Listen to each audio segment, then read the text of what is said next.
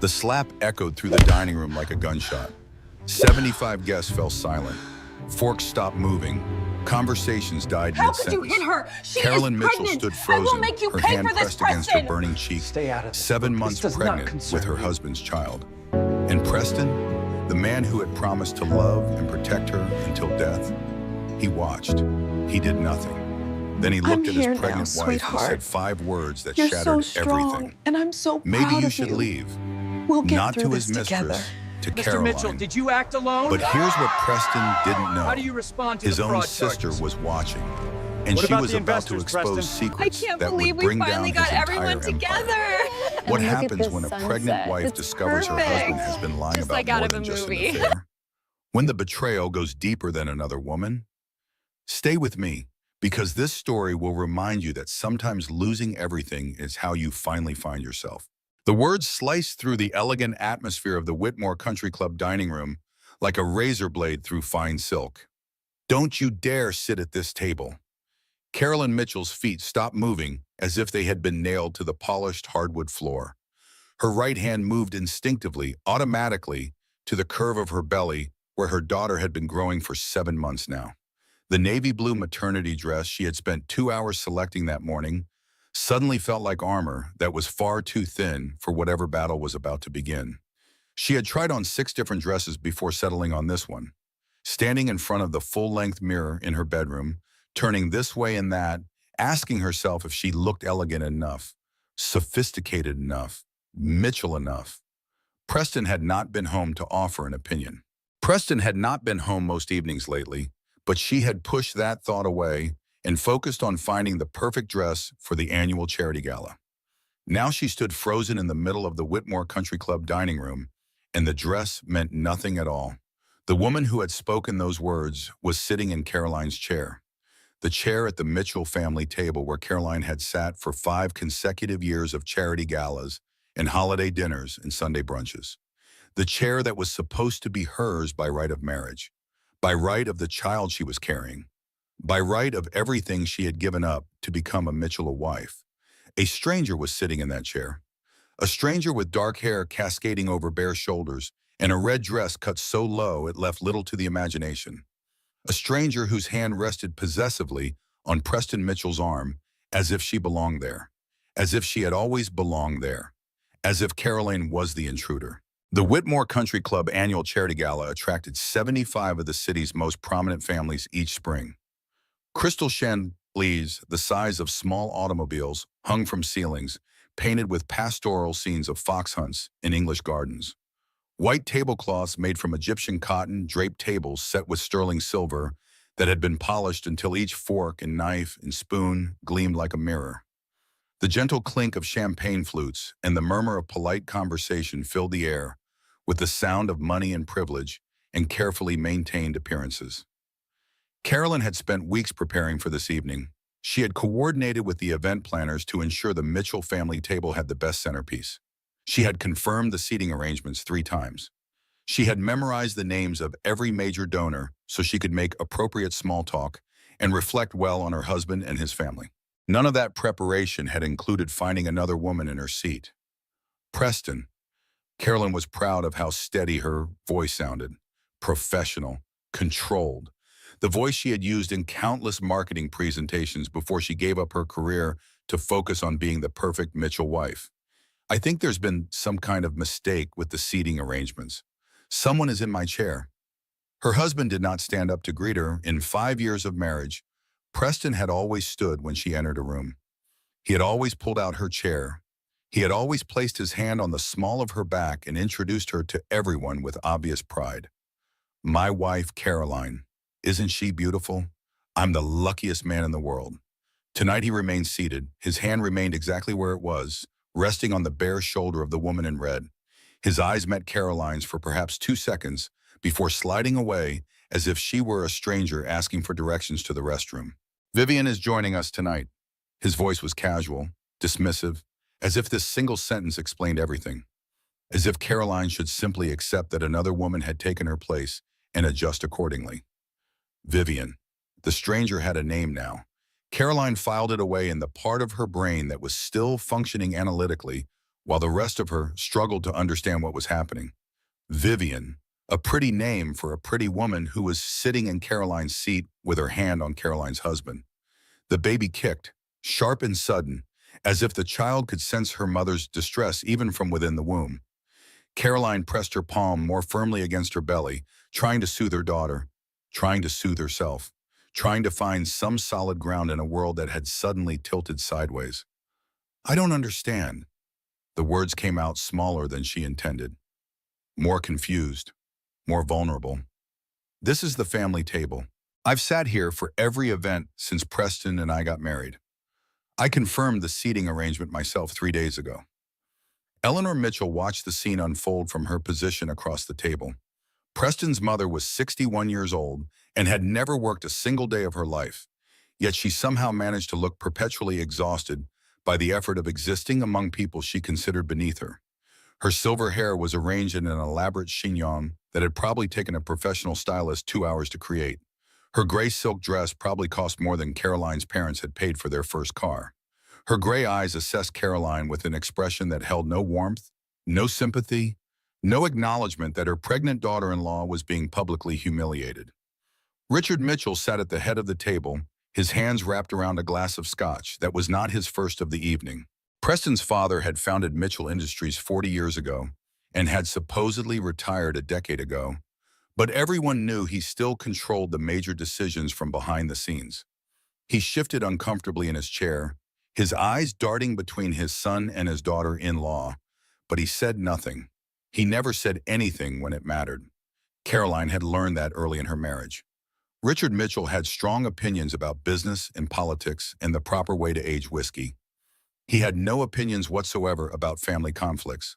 When things became uncomfortable, he simply retreated into his glass and waited for someone else to handle the unpleasantness. The silence at the Mitchell family table stretched and stretched, like a rubber band pulled too far. Everyone at the table knew it would snap eventually. They were simply waiting to see who would break first and how badly the breaking would hurt. Carolyn made a decision. She would not create a scene. She would not give these people the satisfaction of watching her fall apart in public. She would find another chair, get through this dinner somehow, and demand a private explanation from Preston afterward. There had to be an explanation. There was always an explanation for things that seemed impossible.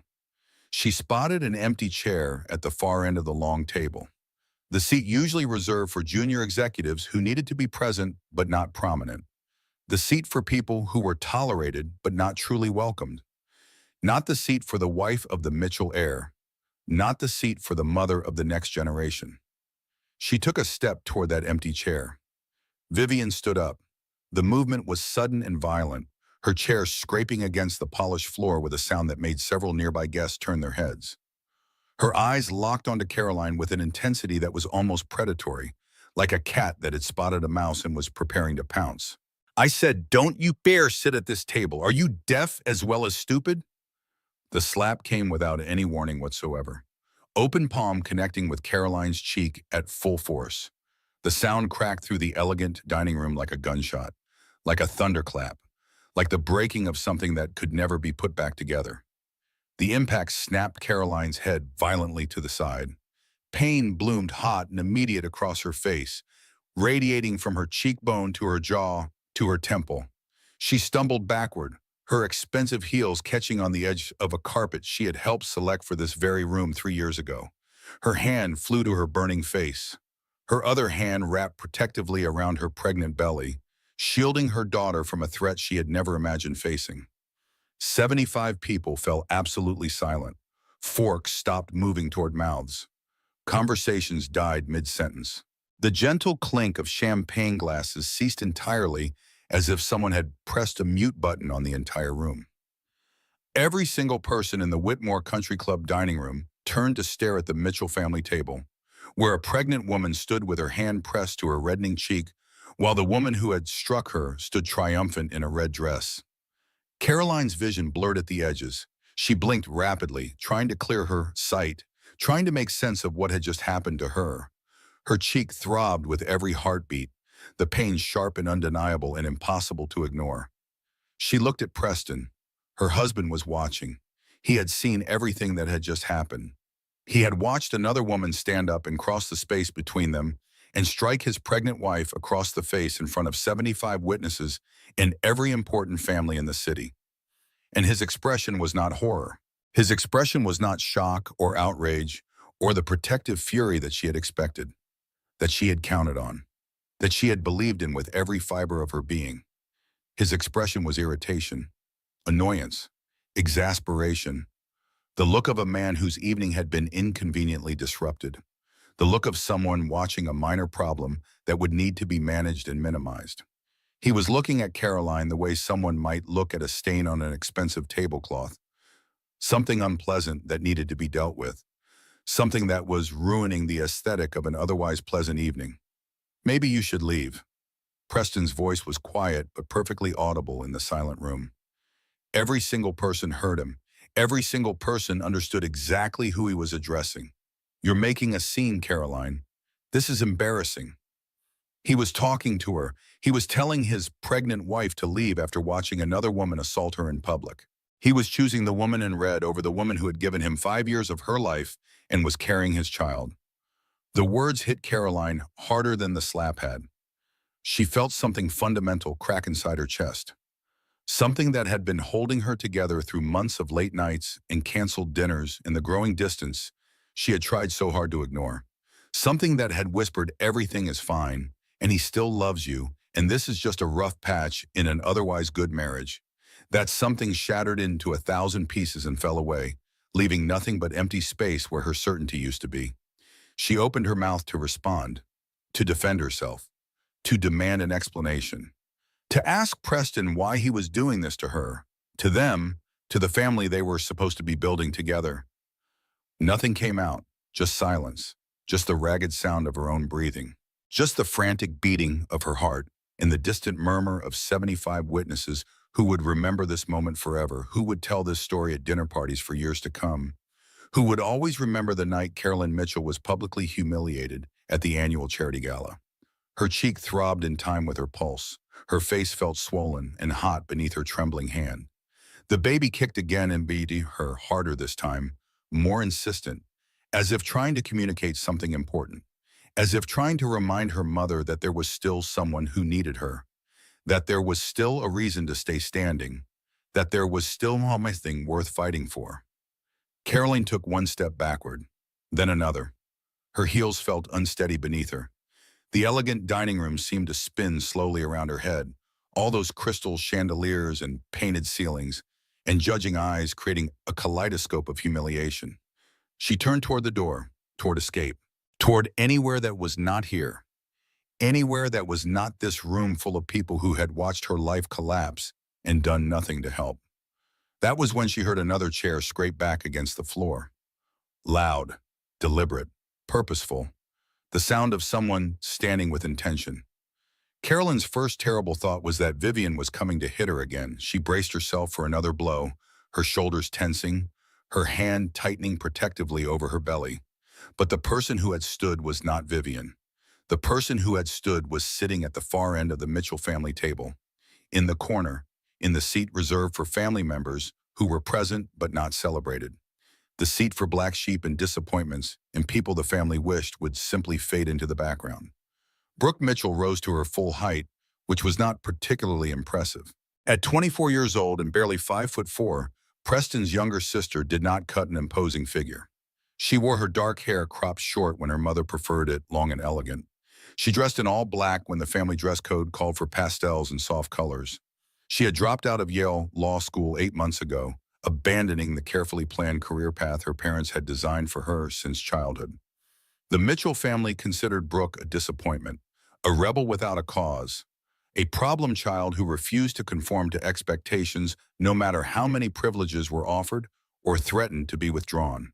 Caroline had barely exchanged more than pleasantries with her sister-in-law in 5 years of marriage. They had nothing in common. They moved in different circles, held different values, wanted different things from life. Caroline had been too busy trying to become the perfect Mitchell wife to spend much time wondering why Brooke had walked away from everything their family represented. But Brooke was standing now, and the expression on her face was something Caroline had never seen before. Pure, undiluted fury. The kind of anger that burns so hot it becomes cold. The kind of rage that speaks quietly because it does not need to shout. Brooke Mitchell stood in the elegant dining room of the Whitmore Country Club, surrounded by 75 of the city's most prominent families, and she looked at her brother with an expression that could have melted steel. Caroline realized she had stopped breathing. She forced herself to draw air into her lungs, forced herself to stay standing, forced herself to wait and see what would happen next in this nightmare that had somehow become her life. The dining room remained absolutely silent. Not a single person moved or spoke or even seemed to breathe. They were all watching, all waiting, all sensing that something significant was about to happen. Brooke took a step forward, then another, then another. She was walking toward the center of the table, toward Preston, toward the woman named Vivian, who still stood with her hand raised as if she might strike again at any moment. She was walking with purpose, with intention, with the determination of someone who had made a decision and would not be swayed from it. Carolyn watched her sister-in-law approach, her hand still pressed to her throbbing cheek, her other hand still wrapped around her belly. She did not know what was about to happen. She did not know if things were about to get better or worse. She only knew that for the first time since the slap, she was not facing this moment alone. Brooke Mitchell crossed the dining room with steps that echoed in the absolute silence. Her black boots against the polished hardwood floor created a rhythm that sounded almost like a drumbeat, a call to battle, a warning of what was coming. At 24 years old, she was everything the Mitchell family had spent 2 decades trying to prevent her from becoming. She wore her dark hair cropped close to her head in a style her mother called aggressive, and unfeminine. Her dress was simple black cotton when everyone else wore silk and satin in approved seasonal colors. She had a small tattoo on her left wrist that she had gotten on her 18th birthday specifically because she knew it would horrify her parents. She had walked away from Yale Law School 8 months ago, abandoning a full scholarship and a guaranteed position at the family's preferred firm. She had moved into a small apartment on the unfashionable side of the city. She had stopped attending family dinners and holiday gatherings and all the social events where the Mitchells displayed their unity and their wealth and their carefully cultivated image of American success. The family called her troubled, difficult, a phase that would eventually pass when she grew up and accepted her responsibilities. They spoke about her in hushed, concerned tones, as if she were suffering from an illness that required patience and understanding, rather than a person who had simply chosen a different path. But Brooke had not left because she was troubled. She had left because she had learned things about her family that she could not unknow. She had left because his staying would have required participating in lies she could no longer stomach. She had left because sometimes walking away is the only form of integrity available.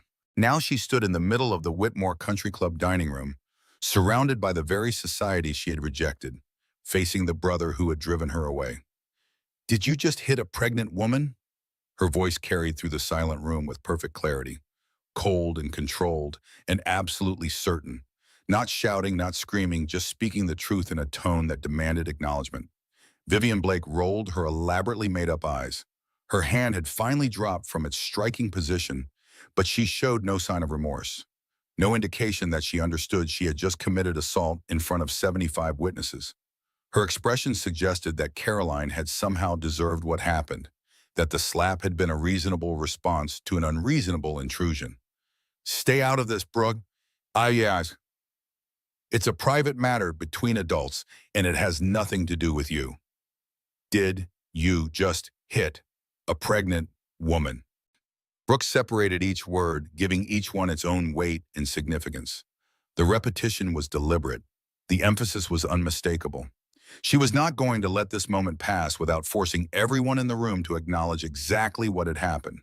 She positioned herself directly between Caroline and Vivian, her small frame somehow filling the space with more authority than seemed physically possible. She stood like a wall, like a shield, like the protection that Caroline's own husband should have provided and had failed to offer. Caroline watched from behind her sister-in-law's protective stance, her hand still pressed to her burning cheek, her heart still racing with shock and fear and confusion. She and Brooke had never been close. They had exchanged perhaps 100 words total in 5 years of family gatherings. They occupied completely different worlds within the Mitchell orbit, had nothing in common, shared no particular bond beyond the accident of Caroline's marriage to Brooke's brother. But Brooke was standing between her and danger now. Brooke was the only person in this room of 75 witnesses who had moved to help her. Brooke was doing what Preston should have done, what an indecent human being should have done, what Caroline had naively believed her husband would always do. And you? Brooke turned to face her brother directly. Her voice dropped to something even colder than before. Quieter, more dangerous, like the calm before a violent storm. You sat there, you watched your mistress stand up and walk across this room and assault your pregnant wife in front of our entire family, in front of 75 of the most prominent people in this city, in front of everyone who has known you since you were in diapers. She took another step closer to Preston, who remained seated as if frozen in place. What kind of man does that, Preston? What kind of husband watches his wife get assaulted and tells her to leave because she's making a scene? What kind of father sits there while his unborn child is put at risk and does absolutely nothing? The word landed in Caroline's chest like a physical blow. Mistress, not colleague, not friend, not business associate or family acquaintance or any of the explanations Caroline's desperate mind had been grasping for since she walked into this room and found her chair occupied. Mistress. Her husband had a mistress, a woman he was sleeping with, a woman he had brought to a family event, a woman he had chosen over his pregnant wife in front of everyone they knew. Caroline had suspected, on some level buried deep beneath layers of denial and desperate hope, she had known for months that something was terribly wrong. The late nights at the office that grew later and later until Preston sometimes did not come home at all. The distant looks when she tried to talk to him about the nursery or the baby names or their plans for the future. The way he had stopped reaching for her in bed, stopped touching her belly when the baby kicked, stopped looking at her with the warmth and affection that had defined the early years of their marriage. She had told herself it was stress, work, pressure, the anxiety of impending fatherhood. She had made excuses because making excuses was easier than facing the alternative. She had protected herself from the truth because the truth was too devastating to contemplate. Now the truth was standing in a red dress in the middle of the Whitmore Country Club dining room, and there was nowhere left to hide from it. Preston's jaw tightened visibly beneath his perfectly groomed 5 o'clock shadow. The golden boy of the Mitchell family was not accustomed to being publicly confronted.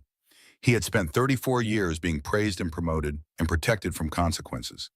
His parents had smoothed over every mistake, paid off every problem, ensured that their son never faced any real accountability for anything he did. He did not know how to handle his baby sister standing up to him in front of everyone who mattered. Brooke, this is not the time or place to discuss family business. His voice carried the practiced authority of a man who was used to being obeyed. We can talk about this later in private, like civilized adults. Right now you're causing a scene that is embarrassing everyone. When is the time, Preston? Brooke cut him off with a sharp gesture of her hands slicing through the air between them.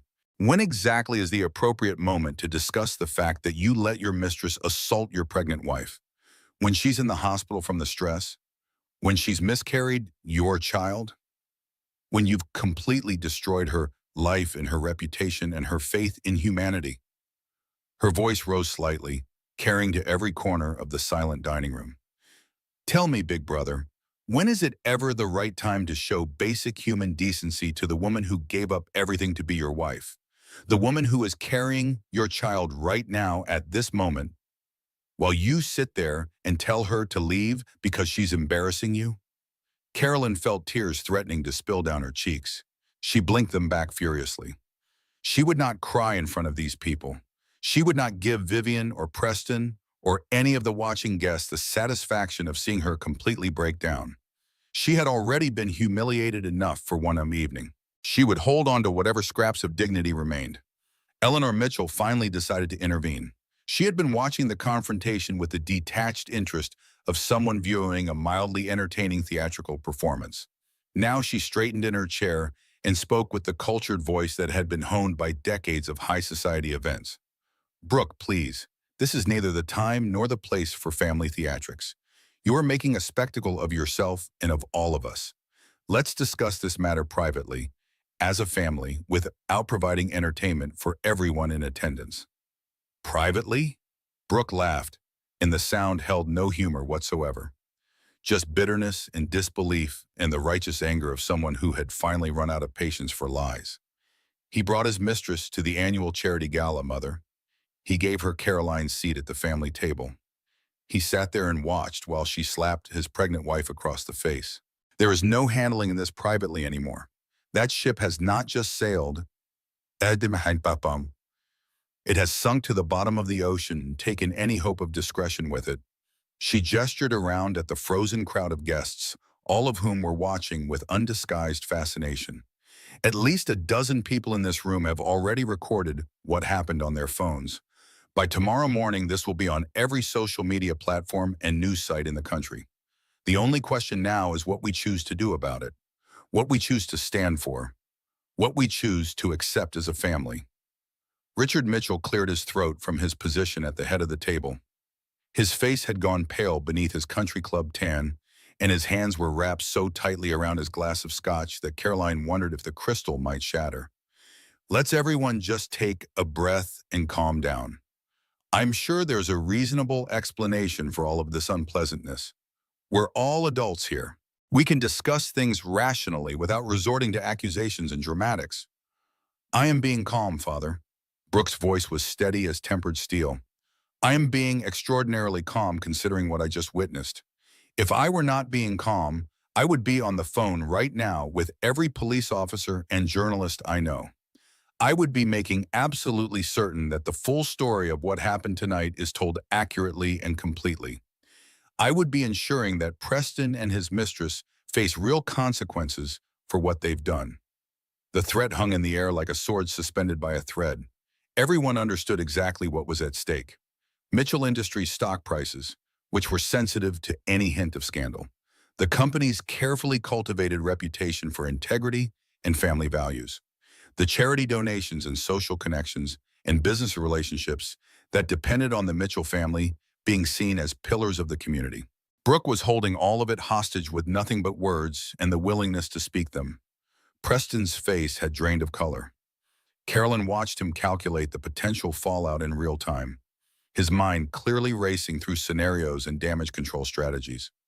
Not concerned about her, not worried about their marriage or the child she was carrying or the woman he had promised to love and protect until death parted them. He was calculating the damage to his image, to his portfolio, to his position in the world. That calculation told Caroline more about her husband than 5 years of marriage ever had. Fine. Preston stood finally, adjusting his tailored suit jacket with hands that were not quite steady. I'll take Caroline home. We can discuss all of this privately as a family without the entire city watching and listening. No. Brooke stepped directly into her brother's path, blocking him from approaching his wife. She was nearly a foot shorter than him and probably weighed half as much. But in that moment, she might as well have been an immovable wall. You don't get to touch her. You don't get to talk to her. You don't get to suddenly pretend to be the concerned husband cleaning up someone else's mess when you are the one who created this disaster in the first place. She turned to Caroline. Her voice transformed completely in that moment, shifting from steel to something warm and gentle and unexpectedly compassionate. Like a completely different person was speaking through her. Come on, I'm going to take you somewhere safe. Somewhere away from all of this. Somewhere you can breathe and think without anyone trying to manipulate you or explain away what you just experienced. Carolyn hesitated. Her cheeks still throbbed with every heartbeat. Her belly felt impossibly heavy. The baby was kicking constantly now, agitated and restless, sensing her mother's emotional turmoil. She looked at Preston one final time, searching his familiar face for something, anything, a glimmer of the man she had fallen in love with. A shadow of the husband who had held her through difficult nights and danced with her in the kitchen and wept with joy when she told him she was pregnant. He would not meet her eyes. He stared at a point somewhere above her left shoulder, his jaw tight, his expression carefully blank. He looked like a man who had been caught and was already planning his defense, not sorry for what he had done, just sorry that he had been exposed. Okay. Carolyn's voice emerged as barely more than a whisper, broken and exhausted, and finally accepting what she had been trying so hard not to see. Okay, Brooke, I'll go with you. Brooke took her arm gently, carefully, as if Caroline were made of glass that might shatter at any moment. Perhaps she was. She certainly felt fragile enough. The only thing holding her together was the need to get out of this room with some shred of dignity intact. They walked together through the silent dining room, past table after table of staring guests, past people Caroline had socialized with for 5 years, who had attended her wedding, who had sent gifts when her pregnancy was announced. None of them moved to help. None of them spoke a word of support. They simply watched, phones in hand, recording the most humiliating moment of Caroline's life for their own entertainment. As they neared the door, Caroline heard Vivian's voice ring out across the room, loud and clear and deliberately pitched to Carrie. Finally, now maybe we can actually enjoy our evening without all the pathetic drama. Carolyn's step faltered. She felt Brooke's grip tighten on her arm, supportive, steadying, a reminder that she did not have to face this alone. She did not look back. She could not look back. Because if she turned around now, she might see everything she had believed in crumbling to dust.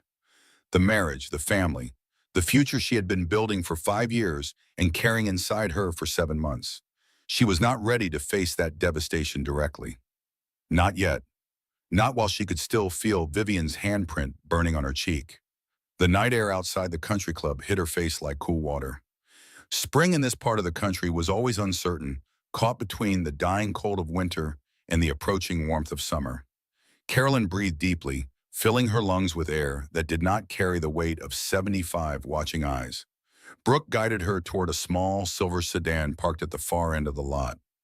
Not the kind of car the Mitchell family typically drove. Not flashy or expensive or designed to announce wealth and status. Just practical, reliable, real. In the passenger seat, with the country club growing smaller in the rearview mirror, Carolyn finally allowed herself to process what had just happened.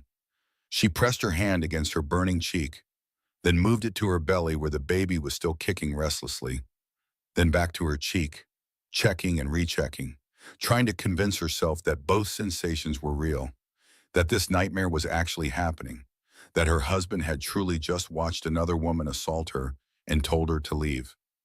I didn't imagine it. The words came out cracked and raw, torn from somewhere deep inside her chest. Everyone saw what happened. He chose her, in front of everyone, in front of his whole family, in front of me. Brooke's hands tightened on the steering wheel, her knuckles going white with restrained emotion. No, you didn't imagine any of it. And I need you to hear something very clearly right now, Caroline. None of this is your fault. You did nothing wrong. You did not deserve what happened to you tonight. Do you understand? Carolyn closed her eyes and let the words wash over her. The baby kicked once more, gently this time, almost soothingly, a tiny life reminding her mother that there was still something good in the world, that there was still someone worth fighting for. Where are you taking me? My apartment. It's small and it's messy and it's not anything like what you're used to, but it's safe and you need somewhere safe right now, somewhere you can think without Preston or my parents trying to manage your reaction and explain away what you saw. Carolyn opened her eyes and looked at this woman she barely knew, this sister-in-law she had written off as troubled and difficult and unable to fit into the Mitchell mold. This person who had stood up for her when no one else would. Perhaps being unable to fit the mold was not a flaw at all. Perhaps it was the only thing that had given Brooke the courage to speak the truth. There's more, isn't there? It was not a question. Carolyn could see it in the rigid set of Brooke's shoulders, in the way her jaw was clenched tight enough to crack teeth, in the careful way she was navigating the dark streets. There's something else you are not telling me. Something worse than what I already know. Brooke was silent for a long moment. The streetlights painted moving shadows across her face as they drove through quiet neighborhoods. The city looked peaceful, normal, completely indifferent to the fact that Caroline's world had just collapsed around her. Yes, Brooke's voice was heavy with reluctance, with the weight of knowledge she had been carrying alone for far too long. There's more, much more than you know, but I think you need to be somewhere safe before I tell you the rest. I think you need to be sitting down and breathing in somewhere that feels secure. Carolyn pressed her hand against her belly. The baby shifted and settled, growing calmer now that they were away from the chaos of the country club. How bad is it? Brooke didn't answer immediately. She navigated a turn, checked her mirrors, seemed to be choosing her words with extreme care. Bad enough that I walked away from my entire family rather than be part of it. Bad enough that I haven't been able to look at my brother without feeling sick for 8 months. Bad enough that what you saw tonight is only the surface of something much deeper and much uglier. Carolyn closed her eyes again. The burning in her cheek had faded to a dull throb, but something else was growing in its place. A cold sensation spreading through her chest, a premonition that the worst was not behind her. It was only just beginning. Brooke's apartment occupied the third floor of a converted warehouse on the unfashionable side of the city. The neighborhood was home to artists who could not afford gallery representation, graduate students surviving on ramen and hope, and young professionals who had not yet climbed high enough to escape to better addresses. The complete opposite of the manicured suburbs where Caroline had spent her married life. The building's elevator had been broken since before Brooke moved in. They climbed 3 flights of stairs slowly, Caroline gripping the railing with one hand and her belly with the other. The stairwell smelled of old paint and decades of accumulated living. Someone on the second floor was cooking something with a lot of garlic. A dog barked somewhere above them, then fell silent. Normal sounds, normal smells, evidence of normal lives being lived by normal people who did not attend charity galas at country clubs or worry about the Mitchell family reputation. The apartment itself was small, a studio layout with exposed brick walls that had once been painted white and were now more of a yellowed cream. Industrial windows stretched from waist height nearly to the ceiling, offering a view of the alley below and the building opposite. The furniture was sparse and mismatched. A couch that had definitely been rescued from a thrift store. A coffee table with water rings from years of cups and glasses. A kitchen that barely deserved the name, tucked into one corner with a refrigerator that hummed loudly and a stove that looked like it predated Caroline's birth.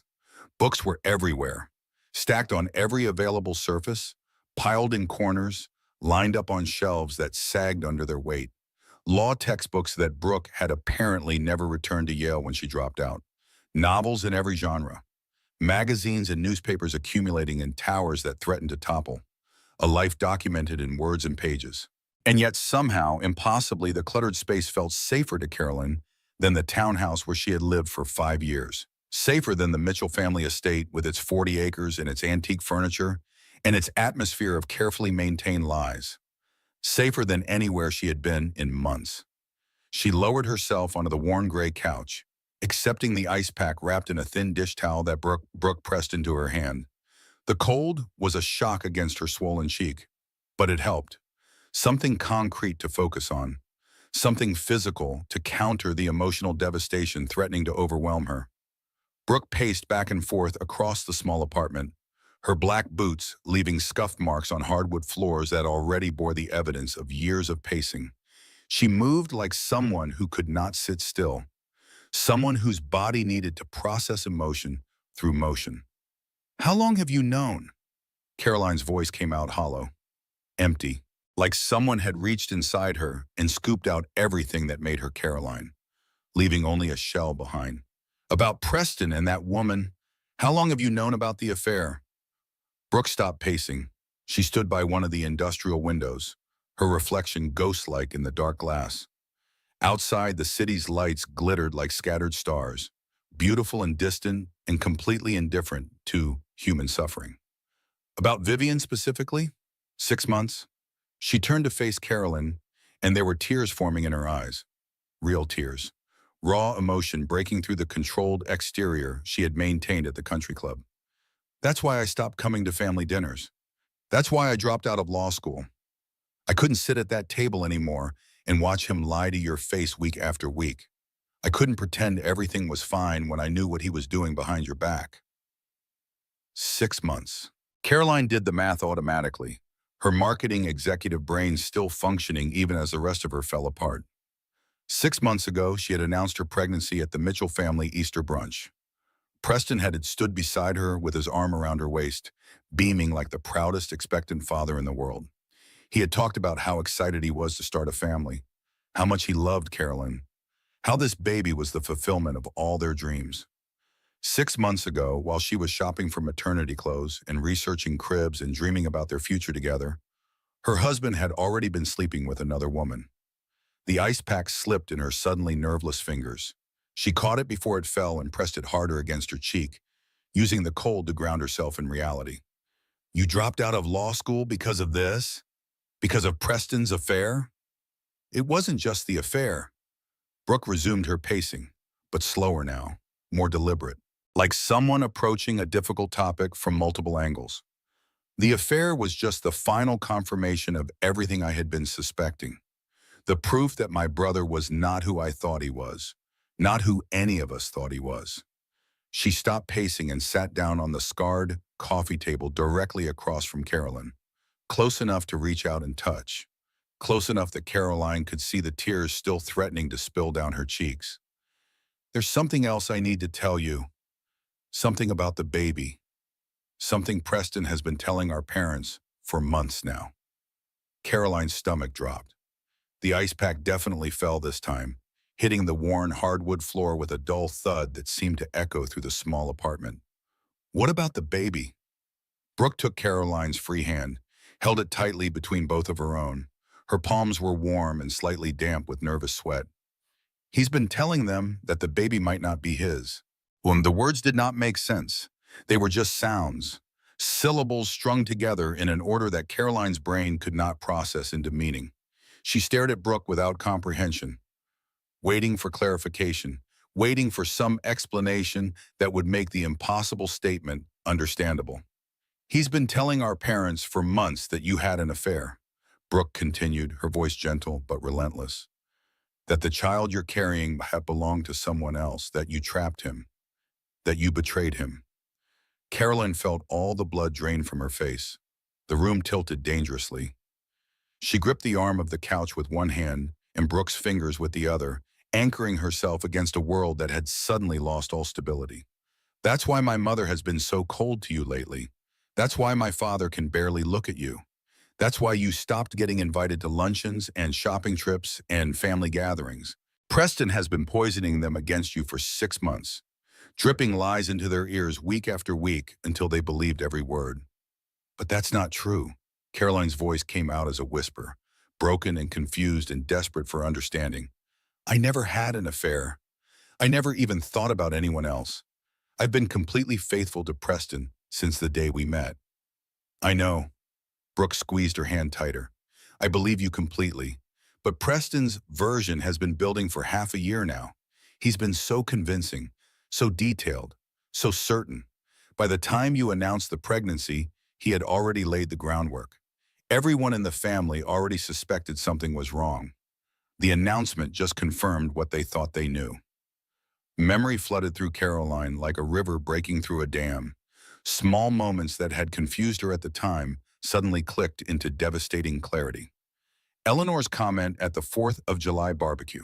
Are you quite certain about the due date, dear? The strange emphasis she had placed on the word certain. The way her cold had dropped to Caroline's growing belly with something that looked almost like contempt. Richard's awkward silences whenever the pregnancy came up in conversation. His reluctance to discuss baby names or nursery themes or any of the grandfather topics that should have excited him. The invitations that had simply stopped arriving. The phone calls that went unreturned. The subtle but unmistakable cooling of every relationship Caroline had built within the Mitchell family over 5 years. They all thought she had cheated. They all believed her child might not be a Mitchell.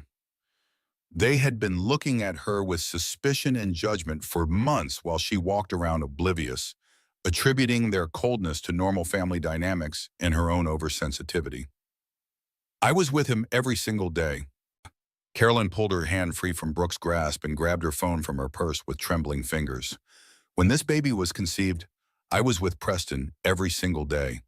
We were on our anniversary trip to Napa, the vineyard we go to every year. We spent an entire week together. I never left his side for more than a few hours. She pulled up her calendar app with shaking hands, scrolled back through months of entries, found the week in question, and held the screen toward Brooke. Look at these dates, June 7th through June 14th. We drove up together.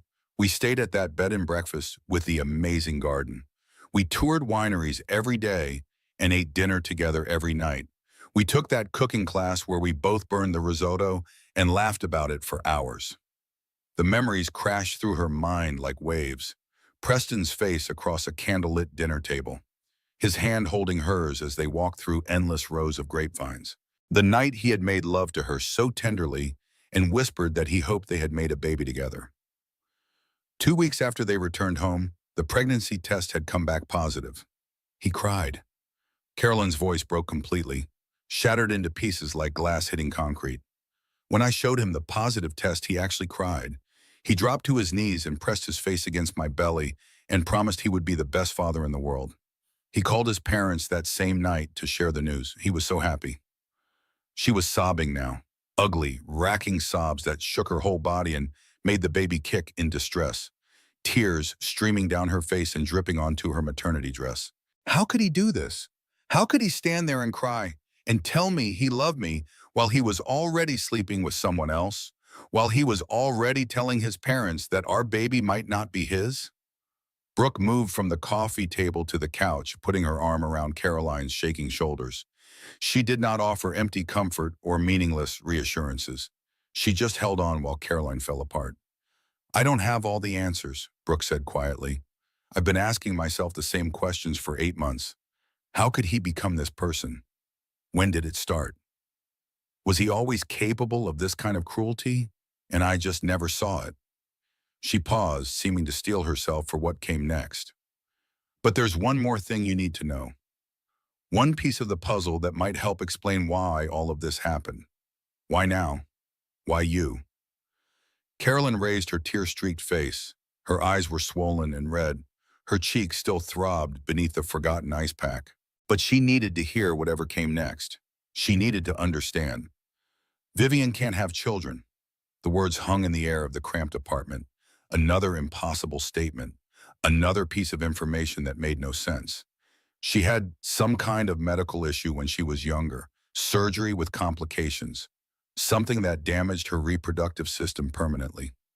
Brooke's voice was gentle but relentless. She found out about a year ago that she will never be able to get pregnant, never be able to carry a child, never be able to give Preston the heir that our parents have been pressuring him about since he turned 30. Carolyn stared at her sister-in-law as the pieces clicked together in her mind. A puzzle she had not known she was solving suddenly revealed its complete and horrifying picture. She can't have his children, Carolyn said slowly, each word falling like a stone into still water. So she decided that I shouldn't either. Yes. She wants my baby to not exist, at least not as a Mitchell. Yes. And Preston is helping her. He's been helping her for months, building a story that makes me the villain so that when our child is born, everyone will already doubt that she's really his. Yes. Carolyn stood up from the couch. She needed to move. She needed to breathe. She needed to do something, anything, other than sit still and feel her entire world dissolve around her. She found herself in Brooke's tiny bathroom without remembering the walk there. The space was barely larger than a closet, a pedestal sink with rust stains around the drain, a toilet with a seat that did not quite fit properly, a shower stall with a curtain that needed replacing and grout that needed cleaning. Nothing like the spa bathroom in the townhouse where she had spent 5 years of her life. Nothing like the marble and chrome and heated floors she had grown accustomed to as Preston Mitchell's wife. But at least it was real. At least it was honest about what it was. Carolyn lowered herself to the cold tile floor, her back pressed against the wall. Her knees drew up as far as her pregnant belly would allow. The tiles were white with gray veining, probably meant to look like marble, but falling far short. She counted them. 27, 28, 29, 30. The baby kicked inside her. Still there, still alive, still completely dependent on Caroline to protect her from the chaos unfolding in the world outside this tiny bathroom. I didn't deserve this, Caroline whispered to herself, to her daughter, to the empty room that held no judgment and offered no comfort. I didn't do anything wrong. I loved him. I trusted him. I gave him everything. She pressed both hands against her belly, felt the warmth of her daughter through the fabric of her dress, felt the small movements as the baby shifted and settled, calmed by her mother's touch. But I promise you something, little one. I promise I am going to get us out of this. I don't know how yet. I don't know what happens next, but I promise you that I will figure it out.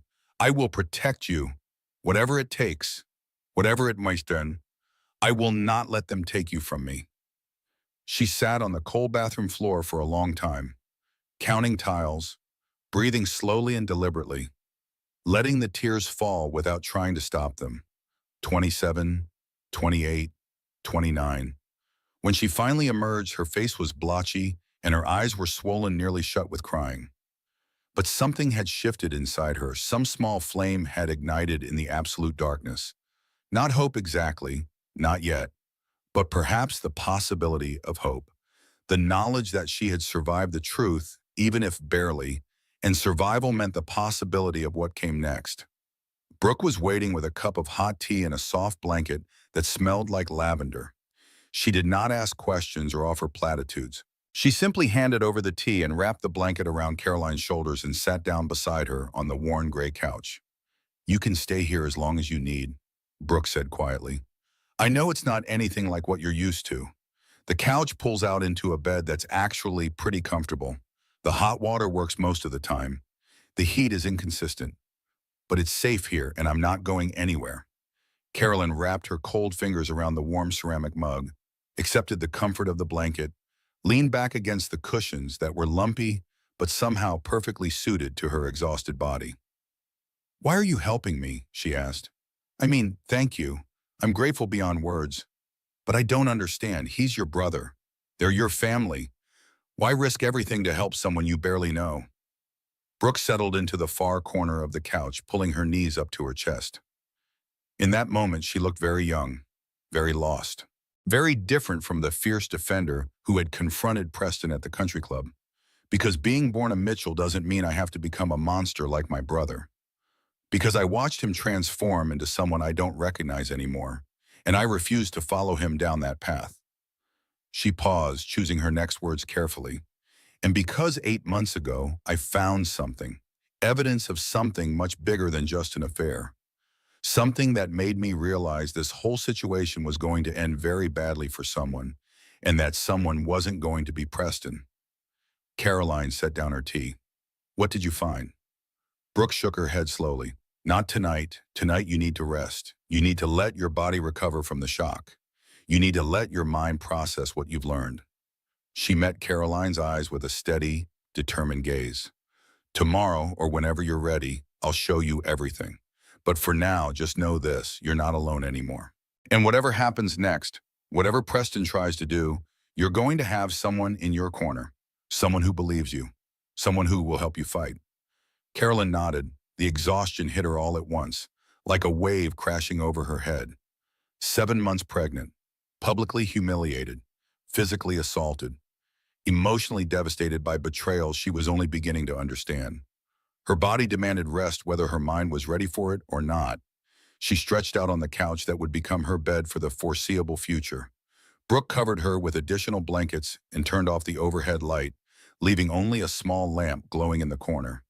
The baby kicked one final time, gentle and reassuring, like a tiny voice saying, "We'll be okay, Mama. We'll figure this out together." And somehow, impossibly, against every odd, Carolyn slept. 3 days passed in a blur of tears and tea and staring at walls that had nothing to offer but silence. Caroline moved through them like a ghost haunting Brooke's small apartment. She slept when her body demanded sleep, which was often. She ate when Brooke reminded her that the baby needed nutrition, even if Caroline had no appetite. She showered and changed clothes and performed all the basic functions of being alive without feeling alive at all. Her phone had accumulated hundreds of messages. She could see the notifications stacking up on the lock screen every time she picked it up to check the time. Text messages, voicemails, emails, the electronic detritus of a life falling apart. 73 messages from people she had once considered friends, women she had lunched with, couples they had socialized with, People who had attended her wedding and had sent gifts when the pregnancy was announced. Most of them were probably reaching out because they had seen the video, not because they actually cared about her well-being. 41 messages from Eleanor Mitchell. Caroline could imagine the content without reading them. Carefully worded expressions of concern that were really demands for damage control. Suggestions for how to handle the public relations disaster. Reminders about family loyalty and the importance of presenting a united front. 12 messages from Richard Mitchell. Probably awkward voicemails from a man who had never known how to address emotional situations and certainly did not know how to start now. 3 messages from the Mitchell family lawyer. Legal documents waiting to be reviewed. Settlement offers being prepared. The machinery of divorce already grinding into motion before she had even decided what she wanted. 0 messages from Preston. Not a single word from the man who had been her husband for 5 years. Not a question about her health or the baby's health. Not an explanation or an apology or even an acknowledgement that anything had happened. Just complete, absolute silence. His silence told her everything she needed to know about how little she had ever mattered to him. On the 3rd day, 3. Deanna arrived. Carolyn heard the knock on the door and assumed it was a delivery person or a neighbor. Brooke had stepped out to get groceries, and no one else knew where Caroline was staying. She had not told anyone where she had gone after the gala. But when Brooke opened the door a few minutes later, Deanna Warren stood in the doorway with 2 bags of groceries and an expression of desperate guilt. Deanna had been Caroline's closest friend since their freshman year of college. They had been randomly assigned as roommates in a cramped dormitory with cinder block walls and industrial carpet that always smelled faintly of cleaning chemicals. They had survived terrible boyfriends and worse haircuts and late-night study sessions fueled by cheap wine and cheaper pizza. They had been each other's maids of honor at their respective weddings. Deanna was supposed to be the godmother. She came into Brooke's apartment without waiting for an invitation and began organizing the groceries as if this were her own kitchen. Fresh vegetables that Caroline had not seen in days, protein that the baby needed, fruit and cheese and things that required no cooking because Deanna knew Caroline had no energy for cooking. This was what they did for each other. This was what real friendship meant. Showing up with practical help when words failed. The video went viral. Deanna spoke carefully, keeping her back turned as she arranged things in the refrigerator. I'm sure you already know that, but I wanted to make sure you heard it from someone who cares about you rather than finding out some other way. Caroline did not look up from the spot on the floor she had been studying, a water stain in the rough shape of a heart. She had noticed it on the first day and had been staring at it intermittently ever since. Something about the shape felt meaningful, though she could not have explained why. Someone at the gala recorded everything on their phone. The slap, Brooke's speech, Preston telling you to leave, all of it. Deanna closed the refrigerator and turned to face the couch where Caroline sat motionless. 8 million views and climbing. It's on every social media platform. News sites are picking it up. People are talking about it on morning shows. Good. The single word emerged flat and emotionless. A stone dropped into still water. Deanna's expression shifted from careful concern to open surprise. Caroline, I'm not sure you understand the implications of, I said good. For the first time in 3 days, something flickered in Caroline's voice. Something that might have been anger. Something that might have been determination. Something alive beneath the numbness. Let them watch. Let everyone see what kind of man Preston Mitchell really is. Let his business partners see. Let his clients see.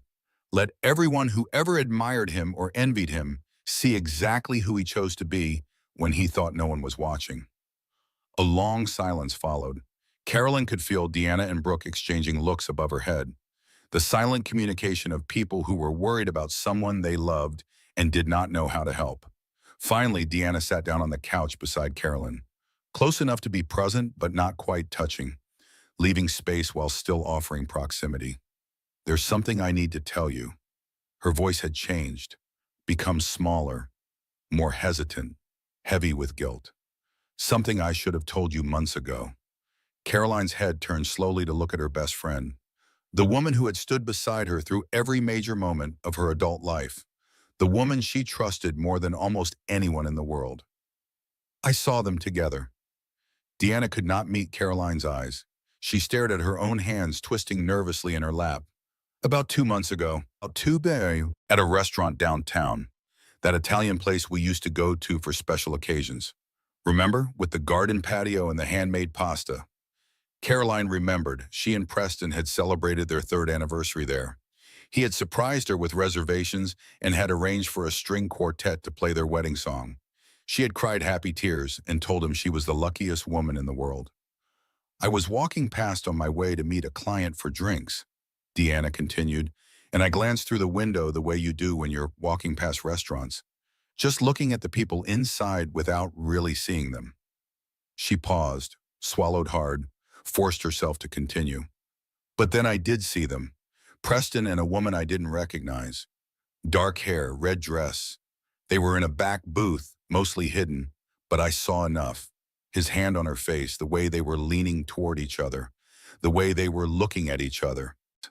The words landed in Caroline's chest like stones thrown into water, each one creating ripples that spread outward through her already devastated heart.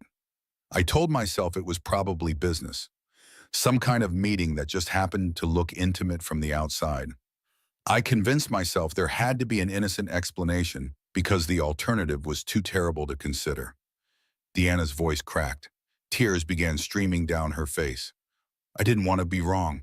I didn't want to accuse him of something horrible if I was misinterpreting what I saw. I didn't want to break your heart over nothing. She finally looked up, meeting Caroline's eyes with her own tear-filled gaze. So I stayed quiet. I convinced myself I was protecting you. I convinced myself that if there was really something wrong, someone else would notice. Someone else would say something. Someone braver than me. Carolyn stared at the woman who had been her closest friend for 11 years, who had held her hair back when she drank too much in college, who had talked her through every heartbreak and celebrated every triumph, who had sworn to always tell her the truth no matter how difficult. Everyone knew. Carolyn's voice was flat, dead, like all the life had been squeezed out of it. For months, everyone around me knew what was happening, and everyone chose to protect him instead of telling me the truth. Not everyone. Brooke spoke from the kitchen doorway where she had been watching the confession. I didn't protect him. I walked away from my entire family rather than participate in his lies. Brooke's the only one who didn't lie to my face. Deanna flinched as if she had been physically struck. The irony of the comparison was not lost on any of them. Carolyn had been slapped by a stranger. She had been betrayed by the people who were supposed to love her. Which injury hurt more? I'm sorry. The words poured out of Deanna in a rush, a flood of guilt seeking any outlet. I'm so sorry, Caroline. I was trying to protect you, and instead I made everything 1,000 times worse. I was a coward. I was selfish. I was everything a best friend should never be. She reached for Caroline's hand, then pulled back, uncertain if the touch would be welcome. I don't expect you to forgive me. I don't deserve forgiveness. But I need you to know that I'm here now. Whatever you need, whatever happens next, I'm here, and I'm not leaving unless you tell me to go. Carolyn wanted to feel angry. She wanted to demand and scream and throw things. She wanted to demand to know why everyone she loved had failed her so completely. She wanted to feel something other than this hollow emptiness that had taken up permanent residence inside her chest. But anger required energy she no longer possessed. Rage required strength she had already spent. Every emotion had been wrung out of her over the past 3 days, leaving nothing but exhaustion and the dull ache of knowing too much. It doesn't matter now. She stood from the couch with movements that felt automated, mechanical, her body carrying her forward while her mind remained somewhere far away. I need to go home. I need to get some of my things. Clothes for more than 3 days, my medical records, the things I'll need. I'll drive you, Brooke offered immediately. You shouldn't be alone when you go back there. No, Carolyn's voice was firm despite its weariness. I need to do this by myself. I need to face that house without anyone there to catch me if I fall apart. I need to know that I can. She did not wait for arguments or offers of help or expressions of concern. She took her keys from the small table where Brooke had placed them 3 nights ago and walked out into a world that looked exactly the same as it always had. The sun was shining through gaps in scattered clouds. Cars drove past on streets she had traveled 100 times. People walked dogs and pushed strollers and went about their ordinary lives as if nothing had changed. Nothing had changed for them. Everything had changed for her. The townhouse was 15 minutes away by car. Preston had bought it as a wedding present 5 years ago. A gesture so generous that Caroline had cried when she first saw it. A home that was hers, he had said. A place where they would build their life together. A symbol of his commitment to their future. Now she understood what it really was. A cage with beautiful bars. A way to keep her close and controlled and dependent. A gift designed to make her feel grateful and obligated and unable to ever leave. She pulled into the driveway and sat in the car for a long moment, staring at the front door she had walked through thousands of times. The house looked the same as always. Red brick and white trim and flowers she had planted in the beds by the front porch. Nothing to indicate that the life in need had been built on lies. Inside, the house smelled the same. Clean and expensive, with undertones of the vanilla candles she liked because they reminded her of her grandmother's kitchen back in Ohio. The air was still, silent, waiting. She walked through the living room where they had celebrated anniversaries and hosted dinner parties and watched movies cuddled together on the couch. Through the kitchen where she had made breakfast every Sunday morning while he read the newspaper and occasionally looked up to smile at her. Up the stairs past the gallery wall of framed photographs documenting their life together. Their wedding day, both of them smiling so widely it hurt to look at. Their honeymoon in Italy, standing in front of the Colosseum with their arms around each other. The vacation to Paris where he had surprised her with a romantic dinner at the top of the Eiffel Tower. All those frozen moments of happiness, all those memories now poisoned by the knowledge of what he was, what he had been doing, what he had been planning all along. The nursery door was closed at the end of the upstairs hallway. Carolyn stood in front of it for a long time. Her hand rested on the knob. The metal was cool against her palm. She could feel her heart beating in her chest faster than it should be. Whatever was behind this door would hurt. She knew that, but she had to face it. She had to say goodbye to the future she had been building before she could start constructing whatever came next. She pushed the door open. The room was exactly as she had left it, pale yellow walls that seemed to glow in the afternoon light streaming through sheer curtains. The color she and Preston had chosen together because it was cheerful without being overwhelming, suitable for any baby regardless of gender. The crib against one wall, assembled by Preston one Sunday afternoon while she sat in the rocking chair and read the instructions aloud.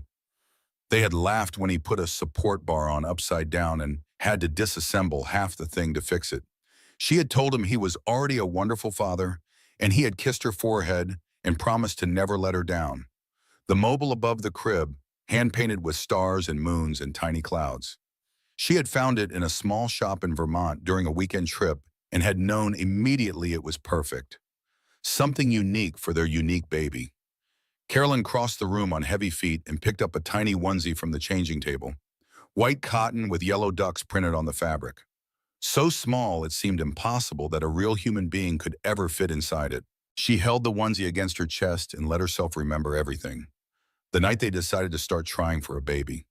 The months of hoping and waiting and disappointment. The morning she finally saw 2 pink lines on the pregnancy test and screamed so loudly Preston came running from downstairs thinking something was wrong. The look on his face when she showed him the test. The tears in his eyes. The way he had lifted her up and spun her around the bathroom while she laughed and cried and told him to be careful. The way he had dropped to his knees and pressed his face against her still flat belly and whispered promises to the baby he could not yet see or hear or feel. I love you already, little one. I'm going to be the best father in the world. Just you wait and see. I wanted you so badly, Carolyn whispered to the empty room, to the baby she carried, to the ghost of the future she had imagined. I thought we both did. I thought we were building something beautiful together. Something real. Something that would last. Her phone buzzed in her pocket, jarring her out of the memory. She pulled it out with hands that trembled slightly. The name on the screen made her chest tighten painfully. Preston. Not a phone call, a text message. The first direct communication from her husband since the night of the gala. She opened it with fingers that felt numb. "We need to talk about the house. My lawyers will be in touch." That was it. That was all. 11 words after 5 years of marriage. No apology, no explanation, no acknowledgement of the baby she was carrying or the life they had supposedly been building together. "My lawyers will be in touch." Caroline read the message 3 times. Then she took a screenshot. Then she deleted the screenshot. Then she took another one. The endless loop of someone trying to believe what they were seeing, trying to accept that this cold clinical message was real. That the man who had once held her through nightmares and danced with her in this very kitchen had become someone who communicated only through legal intermediaries. She sat down heavily in the rocking chair she had dreamed of using for midnight feedings. The chair creaked gently as she settled into it. The motion was soothing in a way that made her want to creep more. "I gave him 5 years of my life," she thought. "I gave up my career. I gave up my independence. I gave up my friends and my hobbies and everything that made me who I used to be. I'm carrying his child. And in return, I get a text message about lawyers." Her phone buzzed again. Another message from another Mitchell-adjacent lawyer. "Mrs. Mitchell, we need to schedule a meeting to discuss the division of assets and custody arrangements. Please contact my office at your earliest convenience." Division of assets, custody arrangements, the language of dissolution, the vocabulary of endings. Carolyn deleted the message, then recovered it from her deleted folder, then deleted it again. She stayed in the rocking chair until the sun set and the nursery filled with shadows. The stars on the mobile caught the last light of evening and seemed to glow faintly, like distant promises of something she no longer believed in. When she finally stood, her legs ached from sitting too long. Her back protested the movement. 7 months pregnant and spending hours in a chair designed for feeding babies, not wallowing in grief. She gathered the things she had come for: clothes from her closet, toiletries from the bathroom, her medical records from the home office, the emergency cash she kept hidden in places Preston would never think to look. She did not take the wedding photos from her nightstand. She did not take the jewelry from the box in her closet. She did not take anything that connected her to the woman she had been. That woman was gone now. She had died 3 nights ago on the polished floor of the Whitmore Country Club while 75 people watched and her husband sat motionless. Whoever came next would need to start from nothing. 1 week after the gala, Caroline received a summons that could not be ignored. The Mitchell family wanted to meet at the estate to discuss what they called the situation, like civilized adults who cared about resolving things properly. Caroline's first instinct was to refuse. She had spent the past 7 days hiding in Brooke's apartment, watching viral videos of her humiliation accumulate millions of views, trying to find solid ground in a life that had collapsed into quicksand. The last thing she wanted was to face the people who had believed her husband's lies for months and treated her with contempt based on nothing but his word. But then Brooke texted her a simple message: "Come, you need to hear this. I'll be there." The Mitchell estate occupied 40 acres of prime land outside the city. The property had been in the family for 3 generations, accumulated acre by acre, as the Mitchell fortune grew from regional success to national prominence. The main house sat at the end of a long driveway lined with oak trees that had been old when the first Mitchell bought the land. Carolyn remembered every detail of her first visit to this place.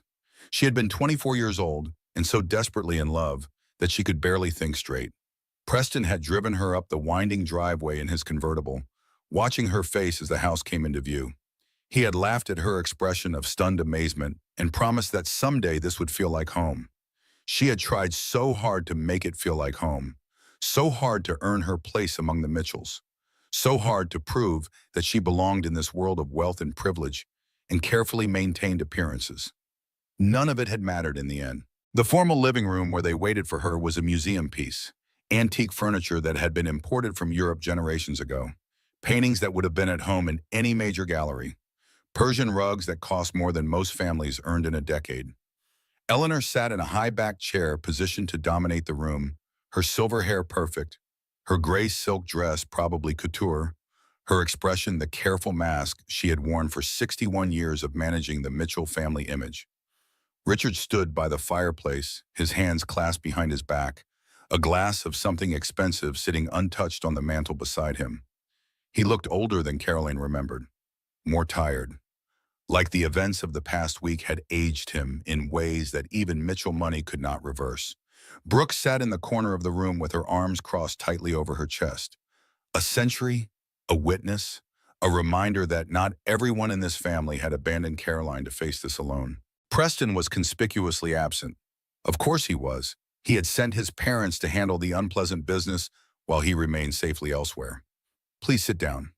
Eleanor gestured to a chair positioned directly across from her own. Her voice carried the cool authority of someone accustomed to being obeyed. We have matters to discuss, and I prefer to conduct this conversation civilly. Carolyn lowered herself into the indicated chair. Her hand rested on the curve of her belly, where the baby shifted and kicked, perhaps sensing her mother's tension. The child was active today, more active than usual, as if preparing for battle. We've discussed this situation extensively. Eleanor's gray eyes held no warmth or sympathy, only calculation. Richard and I have consulted with our attorneys. We've examined the options, and we believe it's best for all parties involved if you accept a quiet settlement. A settlement, $300,000. In exchange, you'll sign documentation releasing any claim to Mitchell family assets. You'll agree to a paternity test conducted by medical professionals of our choosing, and the divorce will proceed privately, without any further public spectacle. $300,000. The number hung in the elegant air of the room like a price tag on everything Caroline had lost. Her dignity, her reputation, her marriage, her belief in herself. All of it supposedly worth $300,000. A paternity test. Caroline heard her own voice as if from a distance. Surprisingly steady, surprisingly calm. You want me to prove that my daughter is Preston's child? Given the circumstances, I'm sure you can understand why such a measure is necessary for everyone's peace of mind. If the child is indeed Preston's, then under what circumstances? Carolyn cut her mother-in-law off. Something hot and dangerous flared in her chest. Something that had been building for days, waiting for an outlet. Your son cheated on me. Your son brought his mistress to a family event. Your son sat there and watched while she assaulted me in front of 75 witnesses. What circumstances exactly make me the one who needs to prove something? Eleanor's mask flickered for just a moment, the first crack in her perfect composure, the first sign that perhaps she had not expected Caroline to fight back. Richard cleared his throat and stepped away from the fireplace. Caroline, please try to be reasonable about this. Preston has explained to us that the marriage had certain difficulties, challenges that perhaps neither of you were equipped to handle properly. Difficulties he created, challenges that only exist because he chose betrayal over honesty. Regardless of how we arrived at this point, the publicity is causing serious damage to our company. Mitchell Industries stock dropped 3% after that video went viral. Our shareholders are asking questions. Our board is demanding answers. We need this resolved quickly and quietly. The baby kicked hard enough that Caroline flinched. She pressed her hand more firmly against her belly, trying to soothe her daughter, trying to stay focused on the conversation unfolding around her. Stock prices, shareholder concerns, board meetings. They were more worried about their company than about the pregnant woman sitting in front of them. More concerned about money than about truth or justice or basic human decency. Brooke stood from her corner position, her voice sharp enough to cut glass. Are you actually hearing yourselves right now? She did nothing wrong. Your son is the one who cheated. Your son is the one who brought his mistress to publicly humiliate his pregnant wife. Your son is the villain in this story, and you're sitting here treating her like a problem to be managed with a settlement offer. Brooke, this is a family matter that does not concern. She is family. Brooke moved to stand beside Caroline's chair. Solidarity made physical. Or did that stop mattering when you decided it was more convenient to believe Preston's lies than to question your precious son's behavior? The silence in the formal living room stretched unbearably thin. Mother and daughter stared at each other across a divide that had been widening for years. Two versions of what it meant to be a Mitchell woman facing off over what it meant to have integrity. Carolyn stood from her chair. Her hands trembled behind her back where no one could see them, but her voice remained steady. A revelation, a discovery of strength she had not known she possessed. I'll take the paternity test. Today. right now if you can arrange it. And when the results prove what everyone with any common sense already knows, I expect a real settlement, not $300,000. Not whatever number your lawyers calculated to make this problem disappear quietly. She stepped closer to Eleanor, close enough to see the carefully concealed lines around her eyes, close enough to smell her expensive perfume. I want half of everything Preston owns, half of the trusts, half of the investments, half of every asset he has accumulated during our marriage while I was supporting his career and hosting his parties and building his image as a respectable family man. Richard's face went pale. Eleanor's jaw tightened visibly beneath her perfect makeup. You don't want this to go public any more than I do. Caroline's voice was quiet now, controlled. The voice of someone who had nothing left to lose and knew it gave her power. But I will make it public if you force me to. I will tell everyone everything. Every lie, every betrayal, every piece of evidence I can gather. Unless you give me what I deserve. Unless you treat me with that basic respect that I am owed as the mother of your grandchild. Eleanor's carefully maintained composure finally cracked completely.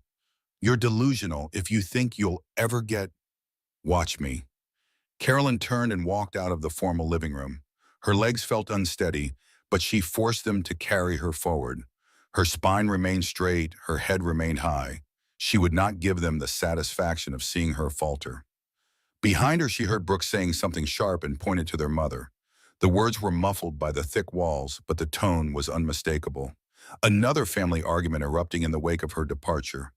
She made it to her borrowed car before the shaking overtook her completely. Her hands gripped the steering wheel so tightly her knuckles went white. Her breath came in shallow gasps.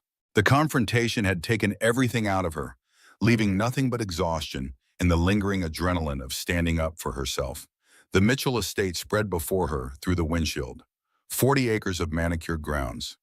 The house she had tried so hard to belong to. The family that had never truly accepted her and never would. She sat in the driver's seat for 17 minutes without moving. She knew because she watched the dashboard clock mark each one. 17 minutes of staring at everything she had lost. Everything she had never really had. Everything she had been foolish enough to believe was hers. In those 17 minutes, a transformation completed itself. The old Caroline died. The woman who bent and compromised and accommodated. The woman who gave pieces of herself away until there was almost nothing left. The woman who believed love meant sacrificing everything for people who sacrificed nothing in return. That woman was gone. The woman who finally started the engine and drove away from the Mitchell estate was someone different. Someone harder. Someone who had learned that survival sometimes requires becoming someone you never expected to be. The fear remained. The grief. The uncertainty about everything that came next. But underneath it all, in a place that had been dark for months, a light was beginning to burn. The paternity test results arrived 3 days after the confrontation at the Mitchell estate. Carolyn stood in Brooks' cramped kitchen, her back against the counter, her heart pounding against her ribs with such force she could feel it in her throat. The manila envelope sat on the scratched surface between them like an unexploded bomb.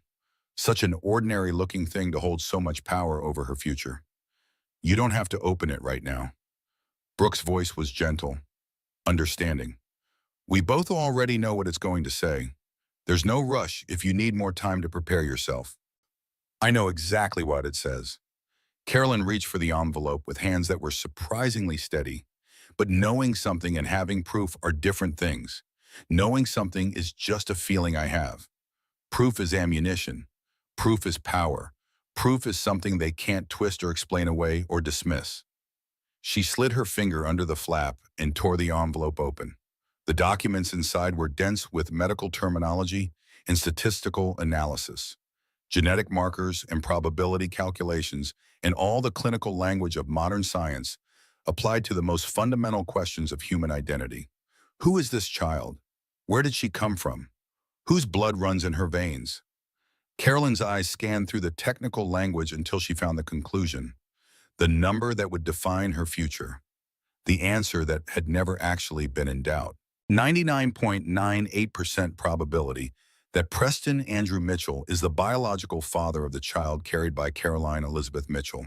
She read the number 3 times, let it sink into her consciousness, let it become real and solid and undeniable. Then she started to laugh. The sound surprised her. It had been so long since anything felt even remotely funny. But the release was overwhelming. The absurdity of it all came crashing down on her at once. 6 months of poison. 6 months of Preston whispering lies to his parents about affairs that never happened. 6 months of the Mitchell family looking at her belly with suspicion and contempt. 6 months of being treated like a gold digger and a cheat and a woman who could not be trusted. All of it destroyed by a single number on a single piece of paper. The laughter transformed into tears. The tears mixed with more laughter. Carolyn could not tell where one emotion ended and the other began. They were all tangled together inside her, demanding release after weeks of suppression. Brooke pulled her into a hug and held on tight. They stood that way in the cramped kitchen, surrounded by dishes that needed washing and groceries that needed putting away. 2 women crying and laughing over a truth that should never have been doubted. "I told you." Brooke's voice was thick with emotion. "I told you the truth would come out. I told you the lies would fall apart eventually. I know you did, but there's such a difference between believing something and holding the proof in your hands, between faith in yourself and documentation that forces everyone else to accept what they refuse to see." The results went out within hours, scanned and emailed to Preston at his office, to Eleanor and Richard at the estate, to the Mitchell family attorneys who had drafted settlement offers based on accusations that had now been proven false. What came back was silence. No apology from Preston for the lies he had spread. No acknowledgement from Eleanor that she had treated Caroline terribly based on nothing but her son's manipulations. No statement from the lawyers withdrawing their insulting offer or proposing something more reasonable. Just silence. The sound of people who had been wrong and had no idea how to face it. Then, late that afternoon, Brooke showed Caroline a news article on her phone. The headline screamed across the screen in bold letters: "Mitchell Industries CFO resigns amid financial irregularities investigation." Caroline stared at the words without fully comprehending them. Her brain, already exhausted from processing emotional revelations, struggled to shift gears into understanding this new piece of information. What does this mean? She took the phone from Brooke and read the article more carefully. Thomas Grant resigned? I thought he and Preston were practically brothers. They'd been working together since before we got married. They were close. Brooke sat down on one of the mismatched kitchen chairs, her expression grim. Close enough that Thomas knew where all the bodies were buried. Close enough that when the financial irregularities started showing up in the books, Thomas was in a position to document everything. Carolyn scrolled through the article. The Securities and Exchange Commission had opened a formal investigation. Stock prices had dropped another 8% in after-hours trading. Anonymous sources spoke of missing funds and falsified records and a pattern of deception that had been going on for years. Preston has been stealing from his own company. The pieces were clicking together in Caroline's mind, a pattern emerging from chaos. He's been embezzling money, and now he's getting caught. More than that, Brooke leaned forward, her voice dropping as if someone might overhear them in the small apartment. Preston has been funneling company money to Vivian Blake for over 2 years. He bought her a condo in Miami. He bought her a car that cost more than most people's houses. He set up investment accounts in her name with funds that should have gone to shareholders. That's why everything accelerated. Carolyn felt cold understanding spread through her chest. He didn't just start lying about me to hurt me. He started lying about me to protect himself. He needed a story, a distraction, someone for everyone to look at while he covered his tracks. Exactly. Brooke nodded grimly. He knew the financial problems were going to surface eventually. He knew questions were going to be asked, so he built a narrative in advance. The unfaithful wife, the questionable pregnancy, a story that would keep everyone focused on your supposed sins while he scrambled to hide his own. Carolyn sat down heavily in the other kitchen chair. The baby kicked inside her, strong and insistent, as if demanding attention and demanding acknowledgement. I was never the problem, she said slowly. I was the distraction, the smokescreen. He manufactured a villain so that when his crimes came out, everyone would already be looking at me instead of at him. Yes. Her phone rang, startling both of them. An unknown number displayed on the screen. Carolyn answered without thinking, too overwhelmed to remember caution. Mrs. Mitchell? The voice was professional, female, carrying the crisp authority of someone who dealt in facts and evidence and legal consequences. This is Detective Sarah Rhodes with the Federal Financial Crimes Unit.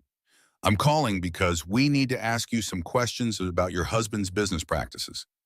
Carolyn looked at Brooke across the small kitchen. Something shifted in her chest. The fear was still present. The overwhelming sense of being caught in something much larger and more dangerous than a simple divorce. But underneath the fear, something else was taking root. Something that felt like the first green shoots of hope breaking through barren ground. I'd be happy to help, Detective. What would you like to know? She spent the next 2 hours on the phone answering questions about Preston's schedule and contacts and casual comments he might have made about work. She did not know much. He had always kept her carefully separated from the business side of his life, treating her more like an accessory than a partner. But what little she knew, she shared freely, without hesitation, without any remaining loyalty to the man who had shown her no loyalty at all. When the call finally ended, she set down her phone and looked at Brooke.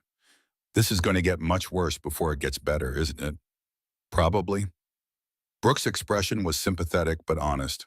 Federal investigations take time. They're thorough, and Preston is going to fight back with every resource he has, including trying to blame you for things you had nothing to do with. He'll say I was involved. Carolyn could see the strategy clearly now. He'll claim I knew about the financial problems, that I was part of whatever scheme he was running, that I'm just as guilty as he is. Probably. And some people will believe him, at least at first, at least until the evidence proves otherwise. Probably. Carolyn walked to the window of Brooke's apartment and looked out at the city spreading below. Thousands of lights and thousands of windows. Thousands of lives being lived by people who did not know or care about the Mitchell family drama. Then I need to be ready. I need to know everything. Every lie he told, every dollar he stole, every person he hurt. She turned to face Brooke with a new determination burning in her eyes. Will you help me build a case that even the Mitchell family lawyers can't tear apart? Brooke smiled. It was the first genuine smile Carolyn had seen from her since the night of the gala, warm and fierce and full of purpose. I've been waiting for you to ask, and I have something to show you that's going to change everything. 34 weeks pregnant, the baby was growing stronger every day. Caroline was surviving. The investigation was expanding. And then her body decided it had endured enough stress. The pain started during a routine appointment with Dr. Rebecca Shaw. One moment Caroline was sitting on the examination table in a paper gown, answering standard questions about sleep and appetite and fetal movement. The next moment, a sharp twisting agony lanced through her lower back and she doubled over with a whump. Dr. Shaw was at her side instantly, one hand on her shoulder, the other reaching for the blood pressure cuff. Her expression shifted from routine attentiveness to focused concern within seconds. Tell me exactly what you're feeling. Where is the pain? How severe on a scale of 1 to 10? My back, lower back, maybe a 7. Carolyn tried to breathe through the discomfort. It feels like something is wrong. Something is really wrong. The blood pressure reading made Dr. Shaw's frown deepen. She called for a nurse, ordered additional tests, moved with the controlled urgency of someone who recognized danger. Your blood pressure is dangerously elevated. We're seeing signs of preeclampsia. The words were delivered calmly, but their weight was undeniable. I need to admit you to the hospital right now. We need to stabilize your condition before it becomes a threat to you or the baby. But the baby! Carolyn's hands flew to her belly. Panic seized her chest, making the already difficult breathing even harder. She's not ready. It's too early. She needs more time. The baby needs you healthy, and right now your body is under more stress than it can safely handle. If we don't intervene, we could lose you both. The next several hours dissolved into a blur of fluorescent lights and beeping monitors and needles delivering medication through her veins. Caroline lay in a hospital bed surrounded by machines that tracked every vital sign, every fluctuation, every tiny change in her condition or her daughter's. The room was private, at least. The Mitchell name apparently still carried enough weight to ensure that, even if Preston himself had not bothered to arrange it. Small mercies. Carolyn tried calling Deanna. The phone rang 6 times before going to voicemail. She left a message that probably made no sense, her voice shaky and scared. She tried calling Brooke, also voicemail. Brooke had mentioned something about a meeting with her lawyer, something about the documents she had been gathering. Of all the times to be unreachable, she stared at Preston's name in her phone's contact list for a long time. The father of her child. The man who should have been here, holding her hand, telling her everything would be okay. The man who had promised to stand beside her through sickness and health, through better and worse, until death parted them. She did not call him. He would not have come anyway. The night stretched endlessly around her. The monitor beside her bed beeped out its steady rhythm. Her heartbeat, her daughter's heartbeat. 2 lives suspended in uncertainty, connected by blood and love, and the fragile machinery keeping them both stable. At 3:17 in the morning, a nurse appeared in the doorway with a peculiar expression. "Mrs. Mitchell, there's someone here asking to see you. I know it's past visiting hours, but she was quite insistent." Carolyn's first thought was that Brooke had finally checked her messages. Her second thought was hope that Deanna had somehow learned what was happening and rushed over. Eleanor Mitchell stood in the doorway. Preston's mother looked exactly as Carolyn had always seen her. Perfectly dressed in a tailored suit, probably designer, even at 3 in the morning. Not a silver hair out of place. Makeup flawless. But something was different. Something in the set of her shoulders. Something in her eyes that Caroline had never seen before. They stared at each other across the hospital room. The monitors beeped. The IV dripped. Outside in the corridor, a cart rattled past. Then Eleanor crossed the threshold, sat down in the hard plastic chair beside the bed, and took Caroline's hand. "I was wrong." 3 words, simple words. But from Eleanor Mitchell, who had spent 61 years never admitting error, never showing weakness, never acknowledging that her judgment might have been flawed, they might as well have been an earthquake. "I believe my son because I wanted to believe him. Because believing him was easier than admitting what he had become. Because accepting his version of events meant I didn't have to question everything I thought I knew about my own child." Her voice cracked. The sound was shocking, like watching marble suddenly fracture. "Brooke called me an hour ago, told me you were here alone, that you might lose the baby, that you were facing the worst night of your life without anyone to hold your hand." Tears were forming in Eleanor's gray eyes. Real tears.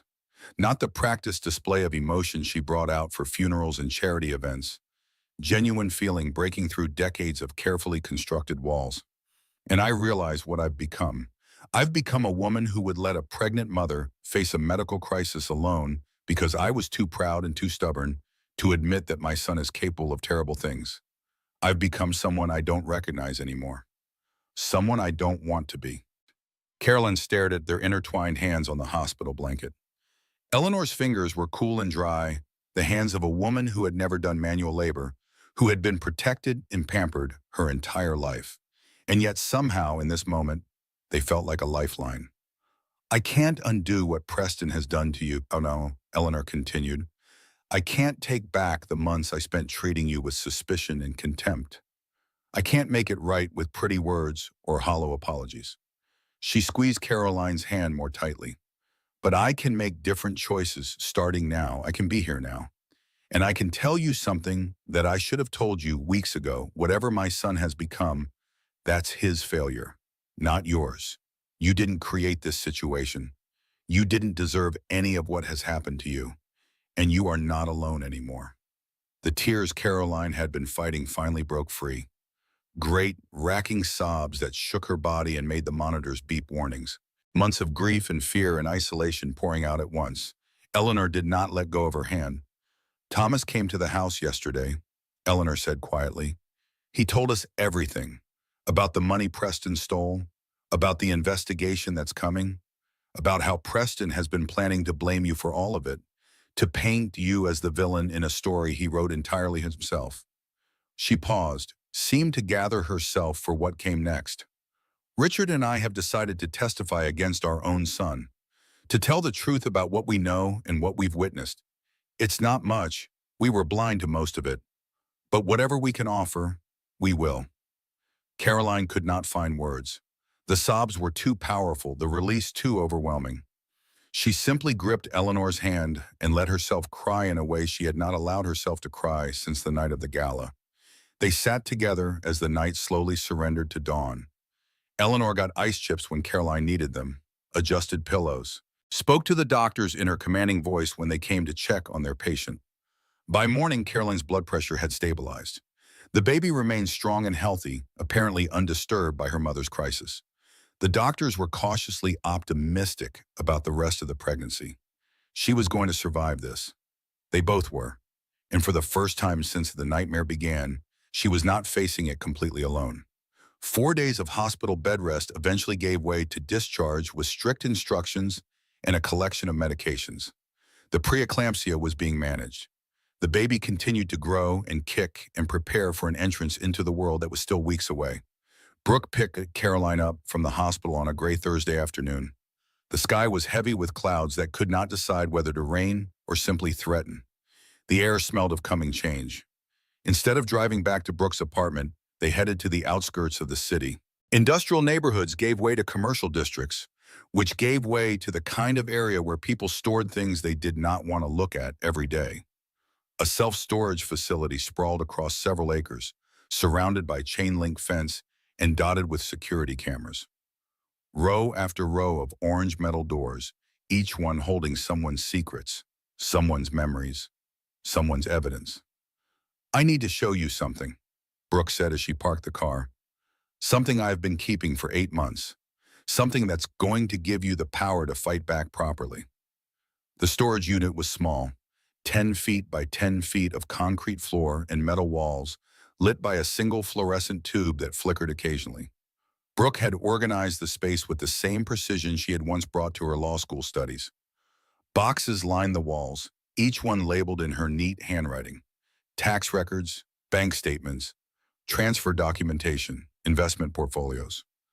Correspondence. "I told you I worked at Preston's company," Brooke said. She began pulling boxes down from the shelves, arranging them in the center of the small space. "A summer internship in the legal department before my second year at Yale. I was supposed to be learning about corporate law, getting experience that would help my career." She opened the first box, revealing stacks of papers covered in numbers and dates and financial terminology. "I wasn't cut out for corporate law. All those regulations and compliance requirements and endless paperwork. But there was one thing I was very good at." She looked up at Caroline. "I was excellent at noticing when something didn't add up. When numbers that should balance didn't balance. When money that should be somewhere wasn't there."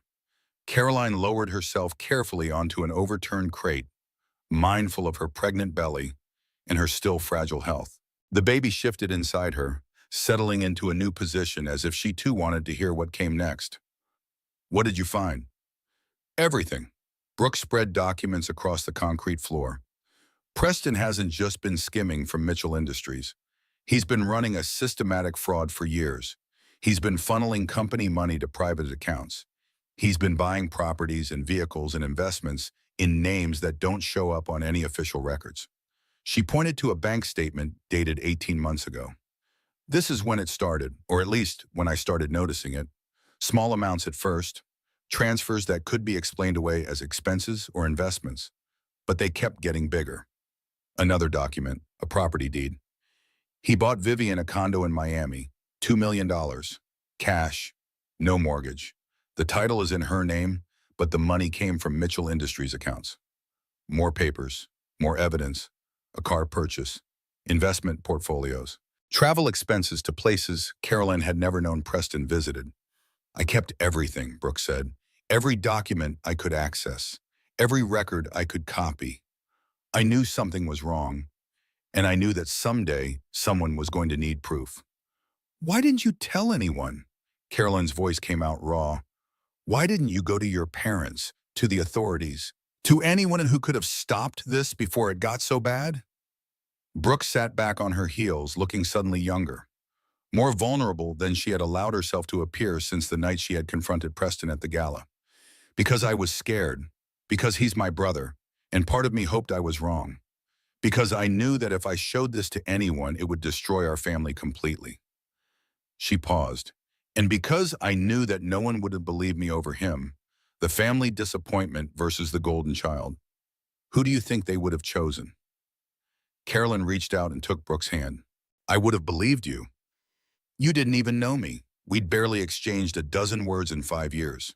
I know you now, and I know you're the only person who stood up for me when it mattered, the only person who chose truth over comfort.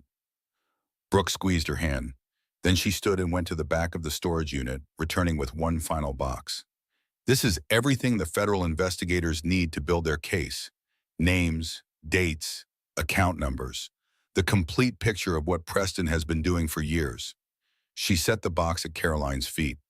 It's your choice what happens next. This can go to Detective Rhodes and become part of the official investigation, or it can stay here and never see the light of day. But I think you've earned the right to decide what kind of justice you want. Carolyn looked at the box, such an ordinary thing, cardboard and tape and paper, and yet it held the power to destroy her husband completely. She thought about everything Preston had done, the affair, the laws, the months of poisoning his family against her, the financial crimes that had endangered the company his father built, the way he had tried to erase her and her daughter from the Mitchell story. She thought about Vivian's hand connecting with her face, Preston's cold eyes as he told her to leave, the endless nights of wondering what she had done wrong when the answer was nothing. Give it to the detective, she said, all of it, every single page. Brooke nodded slowly. Are you sure? Once this is out there, there's no calling it back.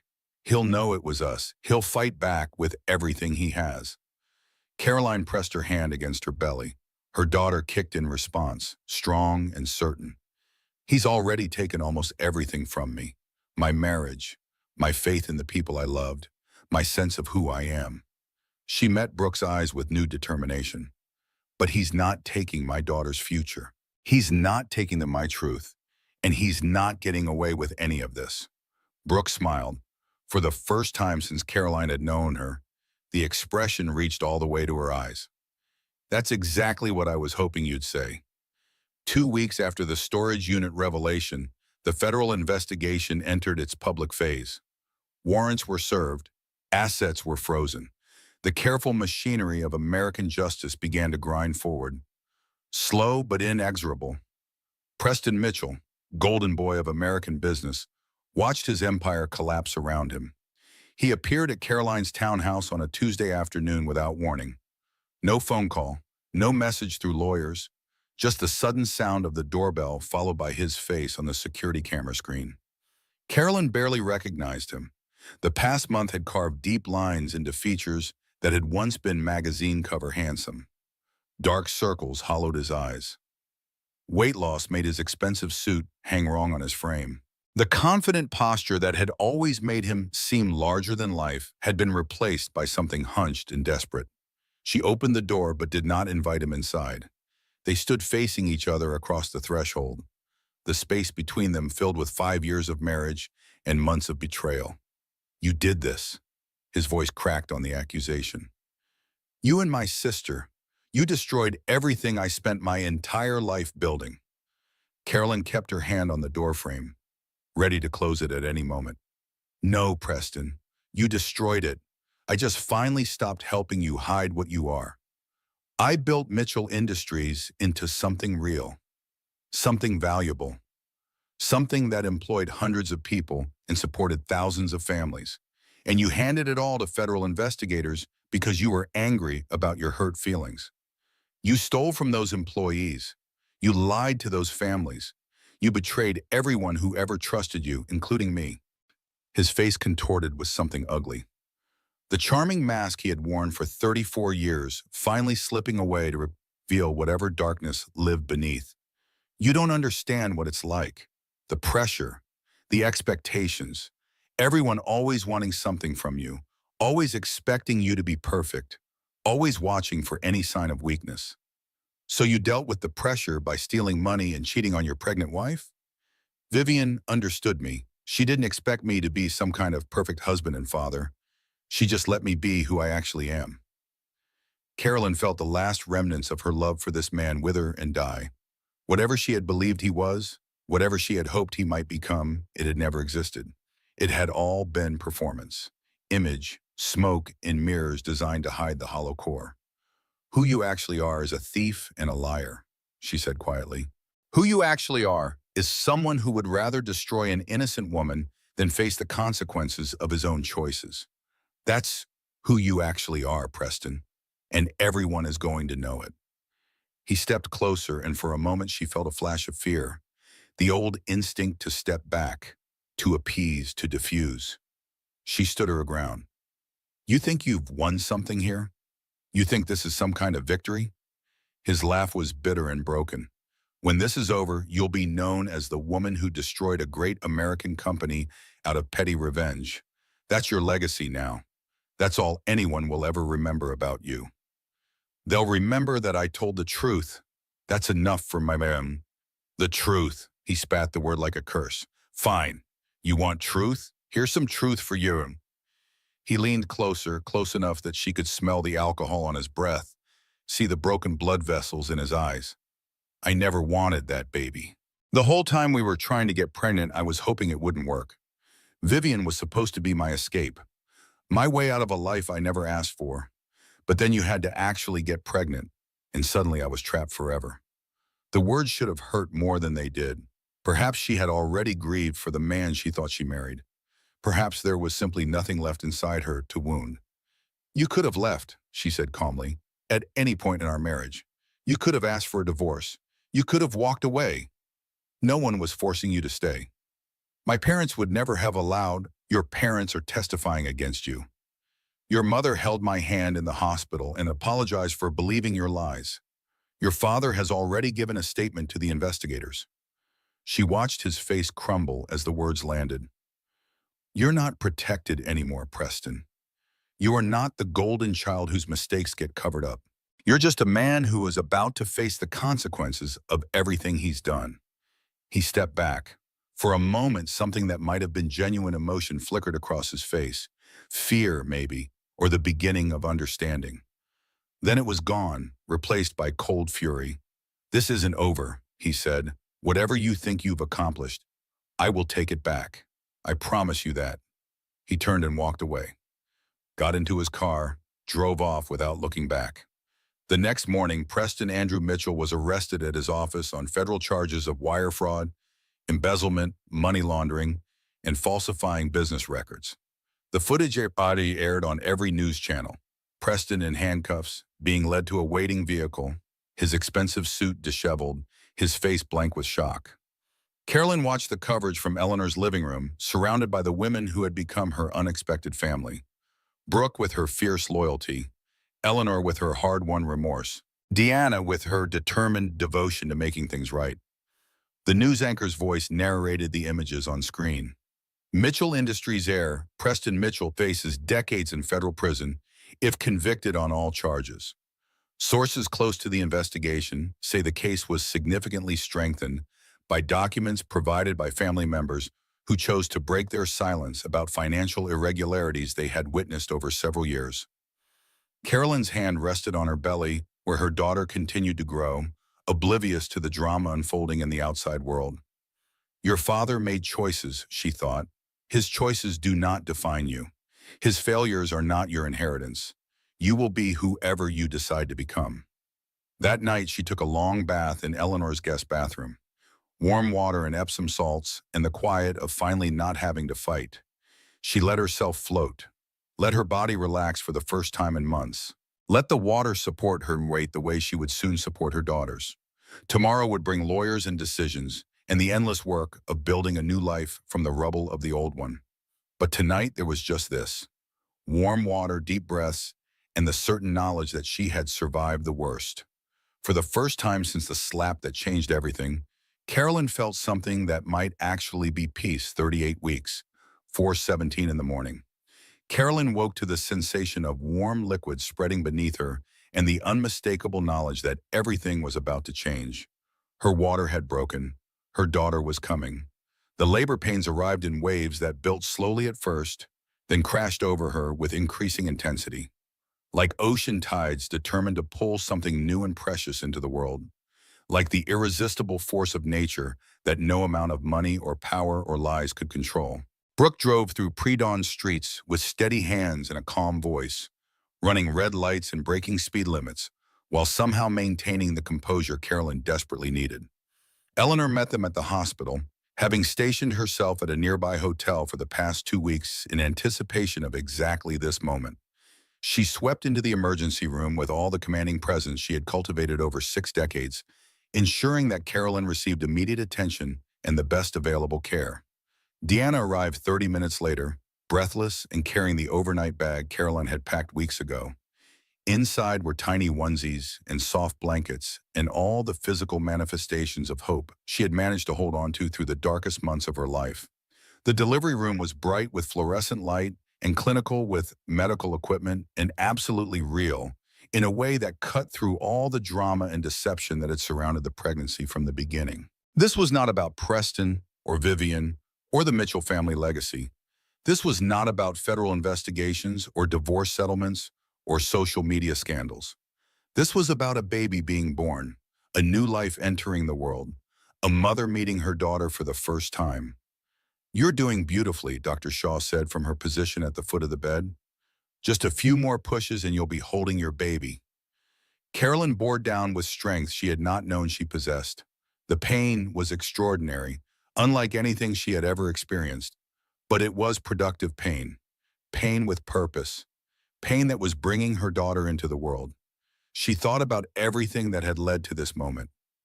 The slap that had awakened her to the truth about her marriage, the sister-in-law who had stood between her and danger, the mother-in-law who had finally chosen conscience over comfort, the friend who had failed her once and was determined never to fail her again. She thought about the woman she used to be, the one who bent and compromised and accommodated until there was nothing left of herself, and she thought about the woman she had become.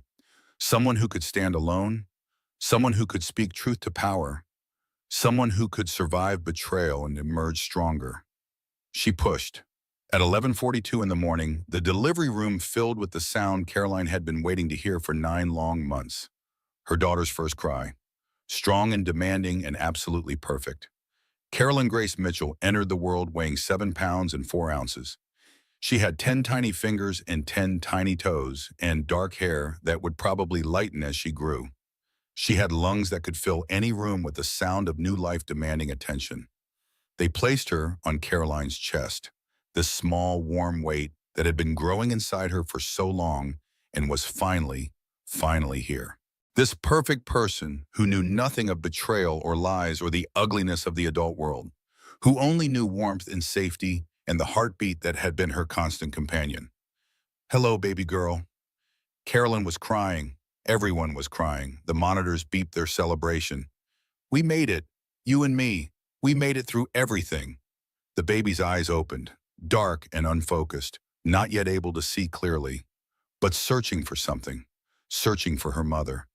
"I've got you," Carolyn whispered. "I've got you, and I'm never letting go." In that moment, holding her daughter for the first time, Caroline understood with absolute clarity what she had been fighting for all along. Not revenge against Preston, not justice, though that had come, not even vindication of her own innocence.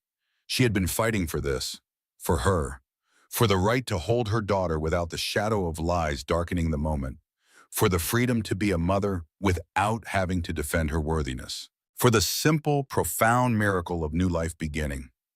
The baby made a small sound against her chest, a coo of contentment, of recognition, of trust in the mother who would protect her from anything. "Welcome to the world, Caroline Grace," she whispered to her daughter. "I promise I'm going to make it good for you. I promise I'm going to show you what love really looks like." The baby settled against her heart, already falling asleep to the sound she had known for 9 months. Outside the delivery room windows, the sun was rising on a new day. 3 days later, Carolyn brought her daughter home. The townhouse that had once felt like a gilded cage now felt simply like a house. 4 walls and a roof and rooms that would be filled with whatever memories Caroline chose to make. The past could not be erased, but it could be overwritten with something better. The nursery with its yellow walls and star mobile finally held the life it had been designed for. Little Caroline slept peacefully in the crib, while Big Caroline sat in the rocking chair she had bought for exactly this purpose, watching her daughter breathe. The door opened quietly. Eleanor with groceries she now insisted on bringing personally. Brooke with coffee and conversation. Deanna with food and friendship. A family formed not from blood or marriage certificate, but from choice. From showing up when it mattered. From choosing truth over convenience and love over obligation. Caroline's phone buzzed with a message from her lawyer. Divorce finalized. Or full custody awarded. Settlement approved. You're free. She read the words 3 times, letting them sink into her consciousness. Letting them become real. Free. She looked at her sleeping daughter, at the women gathered in her kitchen, at the life that existed not despite everything she had survived, but because of it. She was not the same woman who had walked into that country club gala 8 months ago. That woman had been smaller, quieter, always asking permission, always apologizing for existing, always bending herself into shapes that pleased others. That woman was gone. In her place stood someone who knew her own strength, someone who had been broken and had chosen to rebuild herself, someone who would never again mistake accommodation for love or silence for peace. 1 year later, the backyard of Caroline's new house stretched green and welcoming in the afternoon sun. She had bought this place with money from her settlement and profits from the marketing consulting business she had built from nothing, a small company growing bigger every month, a career rebuilt entirely on her own terms. Little Caroline toddled across the grass with the determined wobble of a 1-year-old who had recently discovered the miracle of walking. She fell, got up, tried again, fell, got up. The resilience of children who have not yet learned to doubt themselves. Eleanor applauded from a lawn chair, having transformed over the past year into a grandmother who actually enjoyed the role. She visited every Sunday, brought presents that were probably too expensive, offered advice that was not always welcome, but was always well-intentioned. Brooke captured everything on her phone, building an archive of memories for the niece she adored. She had returned to law school, specializing now in family law, helping women like Caroline navigate the wreckage of relationships with men like Preston. Deanna refilled wine glasses and told stories that made everyone laugh. Some friendships could survive anything. There had survived betrayal and forgiveness and the slow work of rebuilding trust. Preston was serving 3 years in federal prison. His lawyers had fought the charges with every resource available, including attempting to blame Caroline for crimes she had known nothing about. None of it had worked. The evidence Brooke had gathered, combined with testimony from Eleanor and others who had finally chosen truth over loyalty, had been overwhelming. Vivian Blake had disappeared after the scandal, rumored to be living somewhere overseas under a different name. Caroline did not think about her, did not care where she was, did not waste energy on hatred or revenge. The best revenge was the life she was building. Come here, baby girl. Caroline held out her arms as her daughter wobbled toward her. Come to Mama. Little Caroline took 2 steps, 3, 4, then tumbled forward into her mother's waiting embrace, giggling with delight at her own achievement. I've got you, Caroline whispered into her daughter's soft hair. I've got you, and I always will. She held her child close and breathed in the sweet scent of baby shampoo and summer grass and pure, uncomplicated joy. In the distance, the sun was setting in streaks of gold and pink and purple, the kind of sunset that made everything feel possible, the kind of beauty that reminded you the world could still surprise you with grace. Caroline remembered the night everything changed, the slap, the silence, the moment she realized her marriage was built on nothing but lies. She had thought that was the ending. She had been wrong. It was always, always the beginning. And that's the story of how one slap changed everything. If Caroline's journey touched your heart, if you felt her pain and cheered for her strength, I'd love to know. Drop a comment telling me which moment hit you the hardest. Was it the sister standing up, the mother-in-law's apology, or that first cry in the delivery room? If you haven't already, hit that subscribe button and tap the bell so you never miss another story. Thank you for listening. Until next time.